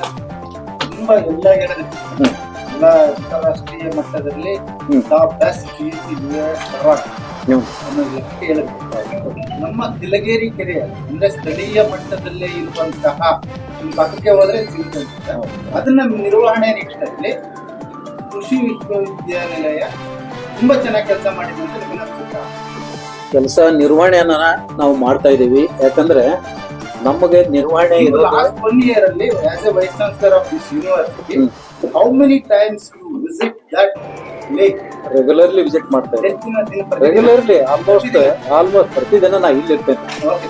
ಆಲ್ಮೋಸ್ಟ್ ಏನು ಒನ್ಸ್ ಇನ್ ಎ ವೀಕ್ ನಾ ವಿಸಿಟ್ ಮಾಡ್ತಾ ಇದ್ದೀನಿ.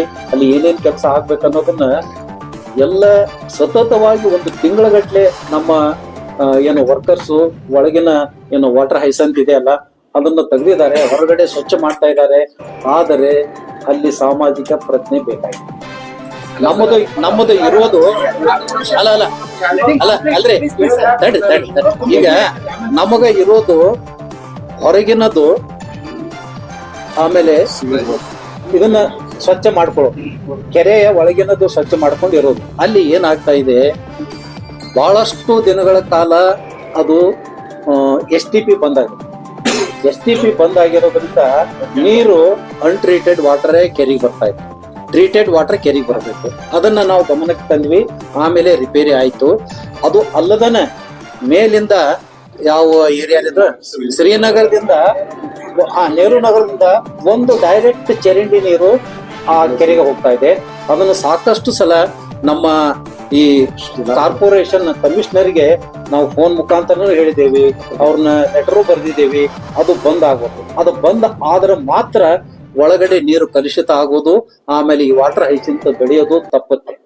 ಈಗ ಅನ್ಲೆಸ್ ಅವರು, ಯಾಕಂದ್ರೆ ಅದು ಏನು ಜನರು ಮಾಡುವಂತ ಕ್ರಿಯೆಯನ್ನ ನಾವು ಕಂಟ್ರೋಲ್ ಮಾಡ್ಲಿಕ್ಕೆ ಆಗೋದಿಲ್ಲ. ಅದರ ಗಮನಕ್ಕೆ ತಂದಿದ್ದೇವೆ. ಅದನ್ನ ಅವರು ಬಂದ್ ಮಾಡಿದರೆ ನಾವು ವಾಟರ್ ಹೈಸಿಂತ್ ಅನ್ನ ಕಂಟ್ರೋಲ್ ಮಾಡ್ಲಿಕ್ಕೆ ಸಾಧ್ಯತೆ ಆಗ್ತದೆ. ಇಲ್ಲಿಕ್ರ ಎಲ್ಲಿಯವರೆಗೆ ಹೊಲಸದರಲ್ಲಿ ಬಂದು ಸೇರ್ತದ ಅದು ಅದಕ್ಕೆ ಆಹಾರ ಬೆಳಿತಾನೆ ಇರ್ತದೆ. ಮತ್ತು ಪಾಪ ಮೀನುಗಾರಿಕೆ ಅದನ್ನ ಕಾಂಟ್ರಾಕ್ಟ್ ತಗೊಂಡವರು ಕೂಡ ನಮ್ ಬ್ಲೇಮ್ ಮಾಡ್ತಾ ಇದ್ದಾರೆ. ಈಗ ಅದು ಮೀನು ಸಾಯ್ತಾ ಇದಾವೆ, ನಾವು ನಿಮ್ಗೆ ದುಡ್ಡು ಕಟ್ಟಕ್ ಆಗೋದಿಲ್ಲ ಅಂತ ಹೇಳಿ. ಅದಕ್ಕೆ ಪರ್ಯಾಯವಾಗಿ ನಾವು ಅವ್ರಿಗೆ ಏನು ಮಾಡ್ಬೇಕು ಅನ್ನೋದನ್ನ ವಿಚಾರ ಮಾಡ್ತೀವಿ. ಕಾರ್ಪೊರೇಷನ್ ಮಾಡಿರೋದನ್ನ ನಾವೆಲ್ಲ ಮೇಂಟೈನ್ ಮಾಡ್ತೀವಿ ಅಂತ ಹೇಳಿ ಇದು ಹೇಳ್ತಾ ಇದ್ದಾರೆ. ಯಾಕೆ ಇದು ಸಮಸ್ಯೆ? ಅಲ್ಲ, ಈಗ ಅದು ವಿಶ್ವವಿದ್ಯಾಲಯಕ್ಕೆ 99 ವರ್ಷ ಲೀಸ್ ಕೊಟ್ಟಂತ ಕೆರೆ ಖರೀದಿನೇ ಆಗೈತಿ. ಖರೀದಿ ಆಗೈತಿ. ಹ್ಯಾಂಡ್ ಓವರ್ ಮಾಡಂತ ಪ್ರಶ್ನೆನ ಬರೋದಿಲ್ಲ. ಅದು ನಮ್ಮ ಆಸ್ತಿ, ಮೇಂಟೈನ್ ಮಾಡಕ್ ಆಗೋದಿಲ್ಲ ಅಂತ ಅಲ್ರಿ ನಾವು ಹೇಳೇ ಇಲ್ಲ. ನಾವು ಅವ್ರು ಮಾಡ್ಕೊಲಿ, ನಾವು ಮೇಂಟೈನ್ ಮಾಡಕ್ ಆಗೋದಿಲ್ಲ ಅಂತ ನಾವು ಹೇಳೇ ಇಲ್ಲ ಎಂದು. ನಾವು ಮೇಂಟೈನ್ ಮಾಡ್ತಾ ಇದ್ದೇವೆ. ಆದ್ರೆ ಸುತ್ತಮುತ್ತಲಿನ ಜನರಿಗೆ ತಂದು ಫೋಟೋ ಒಗೆಯೋದು, ತಂದು ಪ್ಲಾಸ್ಟಿಕ್ ಒಗೆಯೋದು, ಮನೆಯನ್ ಕಸ ಅಲ್ಲಿ ತಂದು ಒಗೆಯೋದು, ಇದು ಎಲ್ಲಿವರೆಗೂ ನಿಲ್ಲೋದಿಲ್ಲ. ಅಲ್ಲಿವರೆಗೆ ಹೆಂಗ್ ಮಾಡಕ್ ಸಾಧ್ಯತೆ ಐತಿ ಹೇಳ್ರಿ? ಜನರು ಅಲ್ಲ ಅಲ್ಲ ತುಂಬಾ ಚರ್ಚಿಸಿಕೊಂಡು ಹೌದು ಹೌದು IIT ಡೈರೆಕ್ಟರ್ ಕೂಡ ಇದ್ರ ಬಗ್ಗೆ ಅಧ್ಯಯನ ಆಗ್ಬೇಕು. ಆಮೇಲೆ ಇದೆಲ್ಲ ವೆಂಕಪ್ಪಯ್ಯ ದೇಸಾಯಿ ಅವರು ಒಂದೇನೋ ಸ್ಟಡಿ ಮಾಡಿಸ್ತೀನಿ ಅಂತ ಹೇಳಿದ್ರು. ಅವ್ರು ಏನಾದ್ರು ಕಾಂಟ್ಯಾಕ್ಟ್ ಮಾಡಿ? ಇಲ್ಲ ಇಲ್ಲ ಇಲ್ಲ ಮಾಡಿಲ್ಲ. ಮತ್ತೆ ಕಾರ್ಪೊರೇಷನ್ ಅವರಿಗೆ ನಿಮ್ಗೆ ಏನ್ ಸಮನ್ವಯತೆ ಕೊಡ್ತಿದ್ಯಾ? ಅಲ್ಲ, ಸರಿಯಾಗಿ ಅದು ಹೊಲಸು ನೀರು ಬಂದು ಜಾಯಿನ್ ಆಗಲಾರ್ದಂಗ ಅಲ್ಲಿ ಒಡ್ಡು ಕಟ್ತಾ ಇಲ್ಲ. ಆಮೇಲೆ STP ರೆಗ್ಯುಲರ್ ಆಗಿ ಅಪರೇಟ್ ಆಗುತ್ತೆ. STP ಕೆಲವೊಂದಿನ ಸ್ಟಾರ್ಟ್, ಕೆಲವೊಂದಿನ ಬಂದಿರ್ತದೆ, ಹೊಲಸು ನೀರು ಜಾಯಿನ್ ಆಗುತ್ತೆ. ಇದು ನಮ್ಮ ಕೈಲೇ ಇಲ್ಲ. ಇದಕ್ಕೆಲ್ಲ ಟ್ಯಾಕ್ಸ್ ತುಂಬೋರು ಕಾರ್ಪೊರೇಷನ್ ಟ್ಯಾಕ್ಸ್ ತುಂಬ್ತಾರ. ಆ ದುಡ್ಡಿನಿಂದ ಅವರೆಲ್ಲ ಕಂಟ್ರೋಲ್ ಮಾಡ್ಬೇಕು. It's not beyond our university. ಅಲ್ಲ, ಪರಿಹಾರ ಅವ್ರು ಮಾಡಿದ್ರೆ ಅಷ್ಟೇ ಪರಿಹಾರ. ಅಲ್ಲ ಅಲ್ರಿ, ಅಲ್ಲ DC ಮತ್ತು ಈಗ ತಡ್ರಿ ಕಾರ್ಪೊರೇಷನ್ ಅಲ್ಲ, ನಾ ಹೇಳ್ತೇನೆ ಈಗ ನಾವು ಒಳಗಿಂದೆಲ್ಲ ಸ್ವಚ್ಛ ಮಾಡಕ್ ಹೊಲಸು ನೀರು ದೊಡ್ಡ ಮನೆ ಹೌದು, ಅವರು ಕೂಡ ಬಂದಿದ್ರು. ಅಲ್ಲಿ ಹೋಗಿದ್ದೀವಿ ನಾವು ಅವ್ರ ಜೊತೆ. ನಮ್ಮ NSS ವಾಲಂಟಿಯರ್ಸ್ ಹೋಗ್ತಾರೆ, ಮೇಂಟೆನೆನ್ಸ್ ಮಾಡ್ತಾ ಇದ್ದೀವಿ. ಈಗ ದಯವಿಟ್ಟು ಅಲ್ಲ, ಪರಿಹಾರ ಇದೆ ರೀ. ಅಲ್ಲ ಅಲ್ಲ ಇದೆ ರೀ. ಅಲ್ಲ ಅಲ್ಲ, ಕೂಲಾಗಿ ಮಾತಾಡ್ರಿ. ಮಾತಾಡ್ರಿ. ಅಲ್ಲ ಹೇಳ್ರಿ. ಈಗ ಅಲ್ಲ ಈಗ ಕೆಲಿಗೇರಿ ಕೆರೆ ಬಗ್ಗೆ ನಾವಷ್ಟ ಮಾತಾಡಿದ್ರೆ ಸಾಕು. ಅದರ ಬಗ್ಗೆ ವಿಶೇಷವಾಗಿ ಒಂದು ಪ್ರೆಸ್ ಮೀಟ್ ಮಾಡೋಣ. ಈಗ ಕಾರ್ಪೊರೇಷನ್ ದವರು ಕರೆನ, ಜನಪ್ರತಿನಿಧಿಯನ್ನು ಕರೆನ, ನಾವು ಬರ್ತೇವೆ. ನಿಮ್ಮ ವ್ಯಾಪ್ತಿಯಲ್ಲಿದೆ, ನೀವು ಏನ್ ಮಾಡ್ತೀರಾ ಅಂತ ಕೇಳಿದ್ದೆ. ಅಲ್ಲ, ನಮಗ ಒಳಗಡೆದು ಸ್ವಚ್ಛ ಇಡೋದು ಮಾತ್ರ ನಮಗಿದೆ. ಅದರಲ್ಲಿ ನೀವು ಅದರಲ್ಲಿ ಕೊಡ್ತೇವೆ ನಾವು ಏನ್ರಿ? ಅದರಲ್ಲಿ ಅಗ್ರಿಮೆಂಟ್ ಕೊಡ್ತೇವೆ. ಅಲ್ಲ, ಅಲ್ಲಿ ಮಾರಾಟ ಮಾಡದ ಕೊಡ್ತೇವೆ ನಾವು. ಸಿಂಪಲ್ ಪ್ರಶ್ನೆ. ಹಾ ರೀ, ಅವ್ರ ಕಾಳಜಿ, ಪತ್ರಕರ್ತರ ಕಾಳಜಿಯನ್ನು ನೀವು ಅರ್ಥ ಮಾಡಿ. ಅಲ್ಲ ಮಾಡ್ಕೊಂಡಿದ್ದೇವೆ ನಾವು. ನಮ್ಮ ಜವಾಬ್ದಾರಿ ಏನ್ ನೀವು ಹಾ ರೀ, ಕಾರ್ಪೊರೇಷನ್, ಹೌದು. ಇನ್ನೊಂದು ಅಗ್ರಿ ಯೂನಿವರ್ಸಿಟಿ, ಇನ್ನೊಂದು IIT ಅವ್ರದ್ದು ಏನಿಲ್ಲ. ಅವ್ರು ವಾಲಂಟಿಯರ್ ಆಗಿ ಬಂದಿರ್ಬೋದು. ಆಮೇಲೆ ಮಾಧ್ಯಮಗಳು ಸಹ ಅಲ್ಲಿ ಎಷ್ಟೇ ತೊಂದರೆಗಳಿತ್ತು, ನೀವು ಔಟ್ ಆಫ್ 1 ವೀಕ್ ಅಲ್ಲಿ either electronic media or print media, ಬೇರೆ ಬೇರೆ ಪೇಪರ್ಗಳು ಎಲ್ಲದರಲ್ಲೂ ಒಂದಿಲ್ಲ ಒಂದು ಅಲ್ಲಿ ಆಗಿರುವಂತ ಅವಾಂತರಗಳು ನಾವು ಜನರಿಗೆ ತೆರೆದು ಇಡ್ತಾನೆ ಇದ್ವಿ. ಸೊ ಅಲ್ಟಿಮೇಟ್ ಪರಿಹಾರನೇ ಇಲ್ಲ ಅನ್ನುವಂಥದ್ದು ನಿಮ್ಮ ಉತ್ತರ ಆಗಬಾರ್ದು. ಇಲ್ಲ ನಾವು ಪರಿಹಾರ ಇಲ್ಲ ಅಂತ ಹೇಳಿಲ್ಲ. ನನ್ನ ರಿಕ್ವೆಸ್ಟ್, ಪರಿಹಾರ ಇಲ್ಲ. ಮಾಧ್ಯಮದಿಂದ ಏನ್ ಸಪೋರ್ಟ್ ಬೇಕು ಕೇಳಿ, ಸರ್ಕಾರದಿಂದ ಏನ್ ಸಪೋರ್ಟ್ ಬೇಕು ಕೇಳಿ. ನಿಮ್ಮ ಒಡೆತನದಲ್ಲಿ ಇದೆ ಅಂತ ಅನ್ನೋದಾದ್ರೆ ಅದನ್ನ ಪರಿಹಾರಾತ್ಮಕವಾಗಿ ಏನ್ ಮಾಡ್ಬೇಕು ಅನ್ನೋದ್ರ ಬಗ್ಗೆ ಬೇಕಾದ್ರೆ ಒಂದು ತಂಡ ರಚನೆ ಮಾಡಿ, ಏನಾದ್ರು ಮಾಡಿ ಪರಿಹಾರ ಹೇಳಿದ್ರೆ. ಈಗ ಅದ್ರ ಏನಿಲ್ರಿ, ನಾವು ಪರಿಹಾರ ಇಲ್ಲ ಅಂತ ಹೇಳುದಿಲ್ಲ. ಅಲ್ಲ ಅಲ್ರಿ, ಒಂದೇ ಒಂದು ಸಿವೇಜ್ ವಾಟರ್ ಒಳಗೆ ಬರ್ಲಾರ್ದಂಗ ಪರಿಹಾರ ಕೊಟ್ಬಿಟ್ರೆ ಸಾಕು. ಇಷ್ಟೇ ಪರಿಹಾರ. ಅಲ್ಲ DR ಅಲ್ಲ ಮಾಡಿವ್ರಿ. ಅಲ್ಲಿ ಕಾರ್ಪೊರೇಷನ್ ಅವರಿಗೆ ಸತತ ಹೇಳ್ತಾ ಇದ್ದೇವೆ ನಾವು. ವರ್ಲ್ಡ್ ಬ್ಯಾಂಕ್ ನಿಂದ 50 ಕೋಟಿ ಪ್ರಾಜೆಕ್ಟ್ ಅನ್ನು ಸಬ್ಮಿಟ್ ಮಾಡಿವಿ. ಅವರು ಕೂಡ ಮುಂದೆ ಬರ್ತಾ ಇದ್ದಾರೆ. ಸತತವಾಗಿ ಪ್ರಯತ್ನ ಇದೆ. ಬಹಳಷ್ಟು effort ಇದೆ. ಕಮಿಷನರ್ಗೆ ಸತತ ಹೇಳ್ತೇವೆ, ನಮ್ಗೆ ವೆಟರ್ನರಿ ಗ್ರಾಜುಯೇಟ್ ಇದಾರೆ ಅವರು, ಆದ್ರೆ ಅದನ್ನ ಬಂದ್ ಮಾಡೋದು ಅವ್ರ ಕಡೆಯಿಂದ ಆಗ್ತಾ ಇಲ್ಲ. ಆ ನೀರ್ ಎಂಟ್ರಿ ಎಲ್ಲಿವರೆಗೆ ಬಂದ್ ಆಗೋದಿಲ್ಲ ಅಲ್ಲಿವರೆಗೆ ವಾಟರ್ ಐಸ್ ಅಂತ ಬೆಳೆದ ಮೀನು ಬೆಳೆದ. ಮತ್ ಪಾಪ ಹೆಂಗ್ ಸ್ವಿಮ್ಮಿಂಗ್ ಮಾಡ್ತಾರ ನಂಗೆ ಗೊತ್ತಿಲ್ಲ. ಸ್ವಿಮ್ಮಿಂಗ್ ಅಂತೂ ಮಾಡ್ತಾ ಇದಾರೆ ಜನರು, ಮೊನ್ನೆ ಅಂತ ಕಲುಷಿತ ನೀರಿನಲ್ಲಿ ಸ್ವಿಮ್ಮಿಂಗ್ ಮಾಡ್ತಾ ಇದಾರೆ. ಅಲ್ಲ ಸರ್, ಈಗ ಹಾ. ನಿಮ್ಮಲ್ಲಿ ಈ ಬಯೋ ಫರ್ಟಿಲೈಸರ್ ಅಥವಾ ಈ ಬಯೋ ಇವು ಬಂದವಲ್ಲ ಸರ್ ಇಷ್ಟೆಲ್ಲ, ಅಂತವನ್ನ ಏನಾದ್ರು ನಾವು ಇನ್ಸೆಕ್ಟ್ ಬಿಟ್ಟಿದ್ವಿ. ಅಲ್ಲ ಇನ್ಸೆಕ್ಟ್ ಬಿಟ್ಟಿತ್ರಿ ಮೊದ್ಲ. ಇನ್ಸೆಕ್ಟ್ ಬಿಟ್ಟಿತ್ತು, ಅದಕ್ಕೂ ಅದು ಕಂಟ್ರೋಲ್ ಆಗ. ಇನ್ಸೆಕ್ಟ್ ಮೇಲೆ ವಾಟರ್ ಹೈಸಿಂತನ್ನ ಅದನ್ನೇ ತಿನ್ಕೊಂತ ಹೋಗ್ತತಿ. ಇದು ಇನ್ಸೆಕ್ಟ್ ಕಿಂತ ಜಾಸ್ತಿ ಇದೇ ಬೆಳೆಯಾಕತಿ. ಅದಕ್ಕೆ ಇನ್ಸೆಕ್ಟಿಗೂ ಕಂಟ್ರೋಲ್ ಆಗಲಿಲ್ಲ. ಅದ್ರ ಸಲುವಾಗಿ ಅಲ್ಲಿಗೆ ನಿಂತು. ಸೊ ಅದಕ್ಕೆ ನಾವು ಕಮಿಷನರ್ಗಳಿಗೆ, ಕಾರ್ಪೊರೇಷನ್ ಕಮಿಷನರ್ಗೆ ನಾವಿನ್ನೂ ಕನ್ವಿನ್ಸ್ ಮಾಡ್ತೇವೆ. ಅವ್ರಿಗೆ ಹಾ. ಅಲ್ಲ ಅವರು ನಮ್ಮ ಜೊತೆ ಕಾಂಟ್ಯಾಕ್ಟ್ ನಲ್ಲಿ ಇದ್ದಾರೆ, ಮಾಡ್ತೇವೆ. ಅಲ್ಲ ಅದಕ್ಕೆ ನಾವು ಇದನ್ನ ವ್ಯವಸ್ಥೆ ಮಾಡ್ತೇವೆ, ಡಿಸ್ಕಷನ್ ಮಾಡಿ ಅದಕ್ಕೆ ನಾವು ವರ್ಷದಲ್ಲಿ ನೆಕ್ಸ್ಟ್ ಕೃಷಿ ಮೇಳಕ್ಕೆ ಬರೋದ್ರೊಳಗಡೆ ನೀವು ಈ ಕತೆ ಹೇಳೋದ್ರ ಬಗ್ಗೆ ಬಿಟ್ಟು ಆ ಕತೆ ಹೇಳಿದ್ರೆ ಮಾಡೋಣ.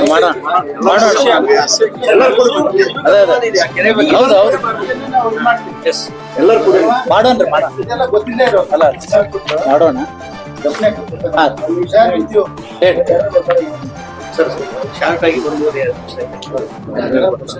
ಅಲ್ಲ ಬೇರೆ ಕ್ವಶನ್ ಹೇಳಿವಲ್ಲ, ಈಗ ಹೇಳಿದ್ನಲ್ಲ. ಈಗ ಉದ್ಘಾಟನೆಗಾಗಿ ಸನ್ಮಾನ್ಯ ಮುಖ್ಯಮಂತ್ರಿಗಳು ಶ್ರೀಯುತ ಸಿದ್ದರಾಮಯ್ಯನವರು ಉದ್ಘಾಟನೆಗೆ ಬರ್ತಾ ಇದ್ದಾರೆ.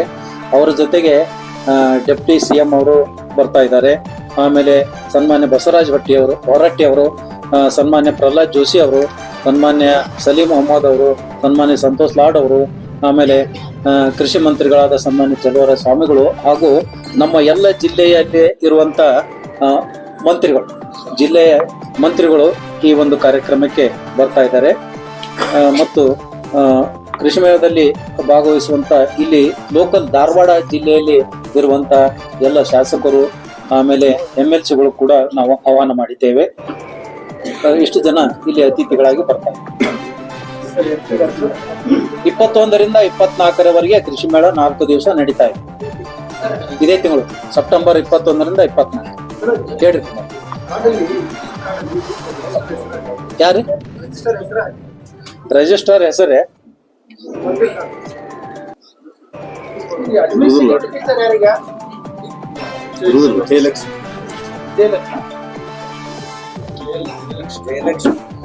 ಅವರು ರಿಜಿಸ್ಟರ್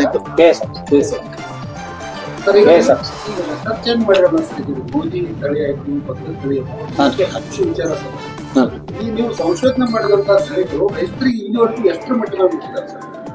ಅಲ್ಲ, ಬೀಜ ಮಾರಾಟ ಎಲ್ಲಾ ಹೊಸ ತಳಿಗಳು ಬೀಜ ಮಾರಾಟ ಆಗ್ತಾ ಇದಾವೆ ಏನ್ರಿ? ನಮ್ಮ ಉತ್ತರ ಇಲ್ಲ, ಪ್ರತಿ ವರ್ಷನೂ ಎಲ್ಲಾ ತಳಿಗಳದ್ದು ಪ್ರತಿ ವರ್ಷನೂ ಬೀಜ ಮಾರಾಟ ಆಗ್ತಾವ. ಈಗ 10 ವರ್ಷ ಬಿಡುಗಡೆಯಾಗಿ 10 ವರ್ಷ ಇದ್ದರೆ ಮಾತ್ರ ಅದು ಸಬ್ಸಿಡಿಗೆ ಇರ್ತದೆ. ಹಳೆಯ ತಳಿಗಳು ಏನದಾವಲ್ಲ, ಅಮೃತ ತಳಿ ಇನ್ನೂ ಬೇಡಿಕೆ ಇದೆ, ಅದಕ್ಕೆ ಸಬ್ಸಿಡಿ ಇರೋದಿಲ್ಲ. ಅಂತವನ್ನು ನಾವು ಬೀಜ ಮಾರಾಟ ಮಾಡ್ತೇವೆ. ಆದ್ರೆ ಅವನ್ನ ಸರ್ಟಿಫೈಡ್ ಸೀಡ್ ಅಂತ ಹೋಗೋದಿಲ್ಲ, ಅದು ಏನು ಟ್ರೂತ್ಫುಲ್ ಸೀಡ್ ಅಂತ ಹೇಳಿ ಹೋಗ್ತಾ ಇದೆ.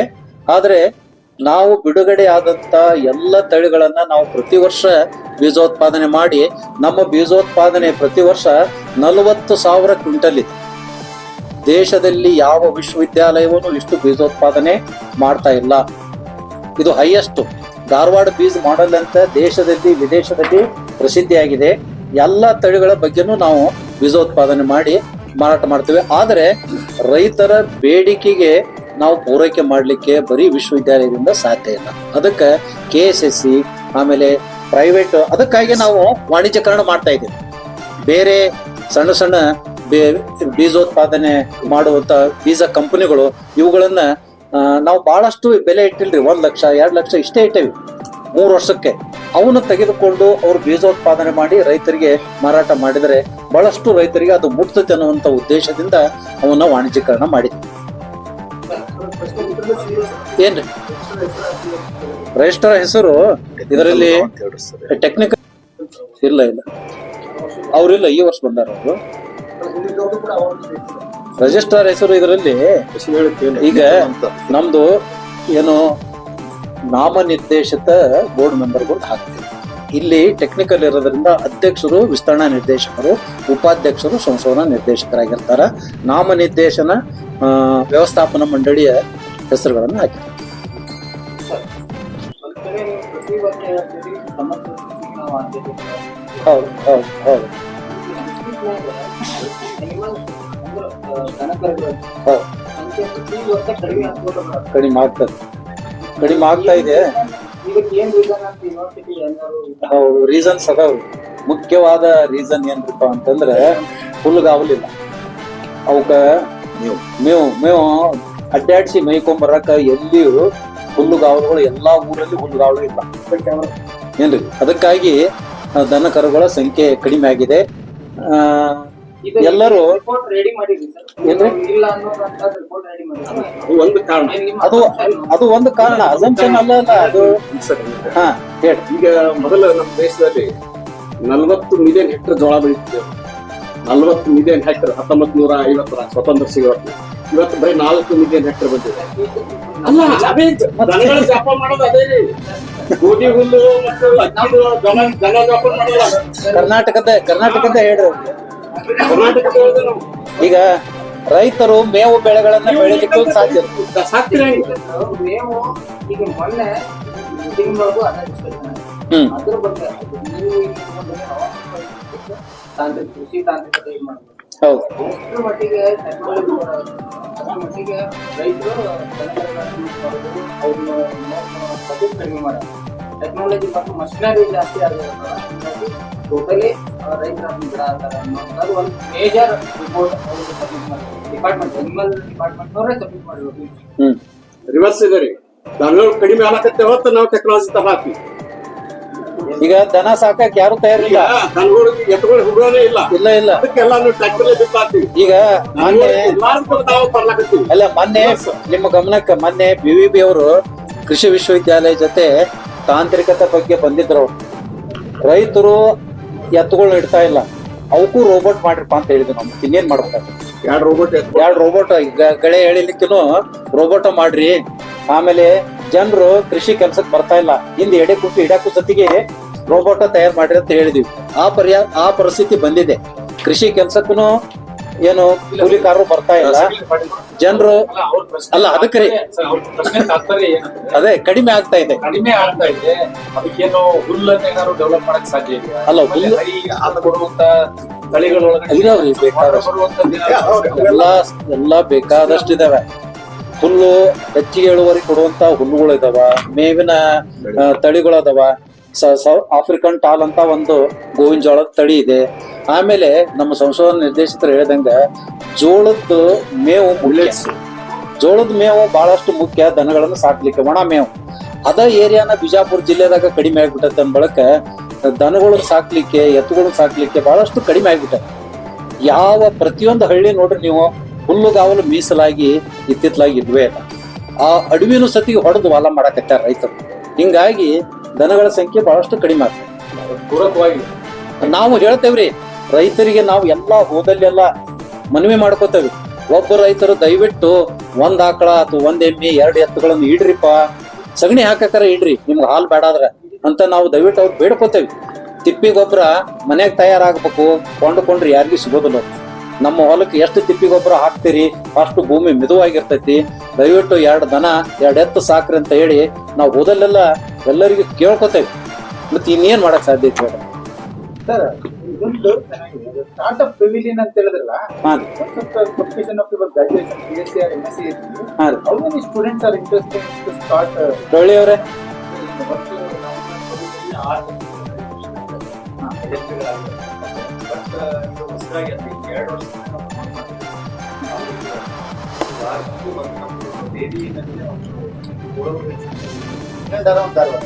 ಇಲ್ಲ, ನಮ್ ಕ್ಯಾಂಪಸ್ನಾಗ ಡೇರಿ ಒಳಗನೆ ನಾವೇ ಜಾಗ ಕೊಟ್ಟಿದ್ದೇವೆ ವಿದ್ಯಾರ್ಥಿಗಳಿಗೆ.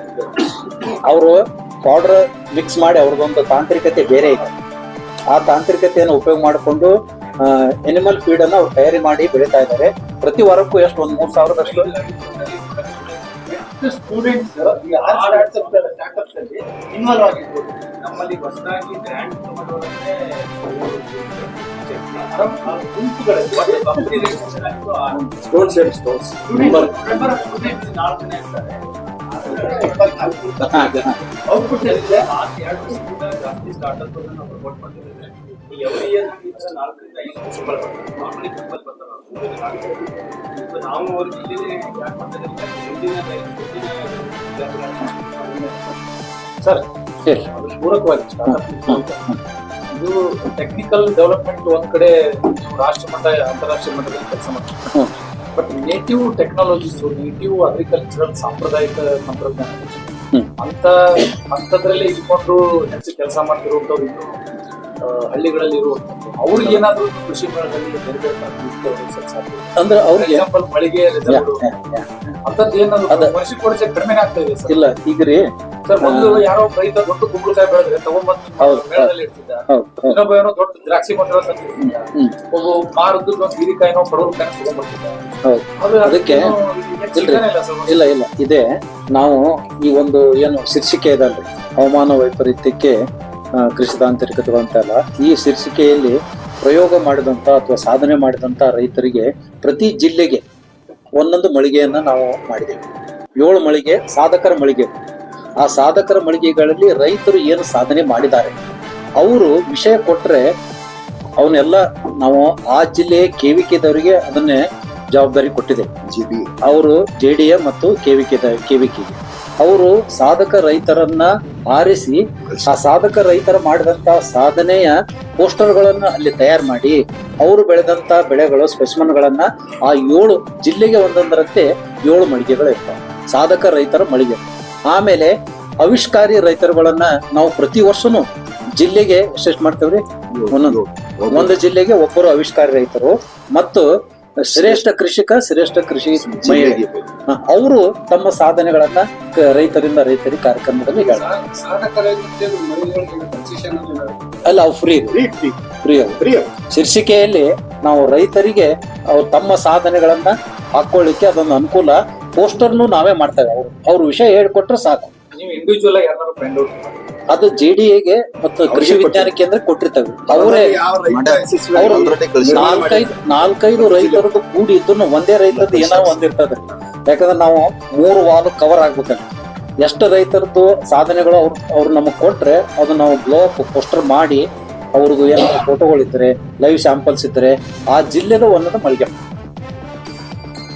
ಸರ್, ಈಗ ಅಷ್ಟೇ ಚರ್ಚೆ ಮಾಡಿದಂತೆ ಮೀಡಿಯಾ ಸೆಂಟರ್ ಬಗ್ಗೆ ಮಾತಾಡ್ತೀವಿ. ಯಾವ್ದು ಮೀಡಿಯಾ ಸೆಂಟರ್ ಏನಾಗ್ತಾ ಇದೆ? ಮೀಡಿಯಾ ಸೆಂಟರ್ ಲಾಸ್ಟ್ ಟೈಮ್ ಬಂದಾಗ ಏನಂದ್ರೆ ಮೊದಲೇ ಮತ್ತು ನಮಗೆ ಪ್ರಾಬ್ಲಮ್ ಸಿಗ್ನಲ್ ಅದನ್ನು ಚೆನ್ನಾಗಿ ಏನಂದ್ರೆ ಹೆಚ್ಚಿಗೆ ಏನಾದ್ರು ಅಪ್ಲಿಕೇಶನ್ ಕೊಟ್ರೆ ಅಂದ್ರೆ ಅವ್ರಿಗೆ ಪಿನ್ ಹಾಕ್ತಾರೆ ಟೆಂಪ್ರರಿ ಕೃಷಿ ಮೇಳ ಟೈಮ್ದಲ್ಲಿ ಅಲ್ಲ.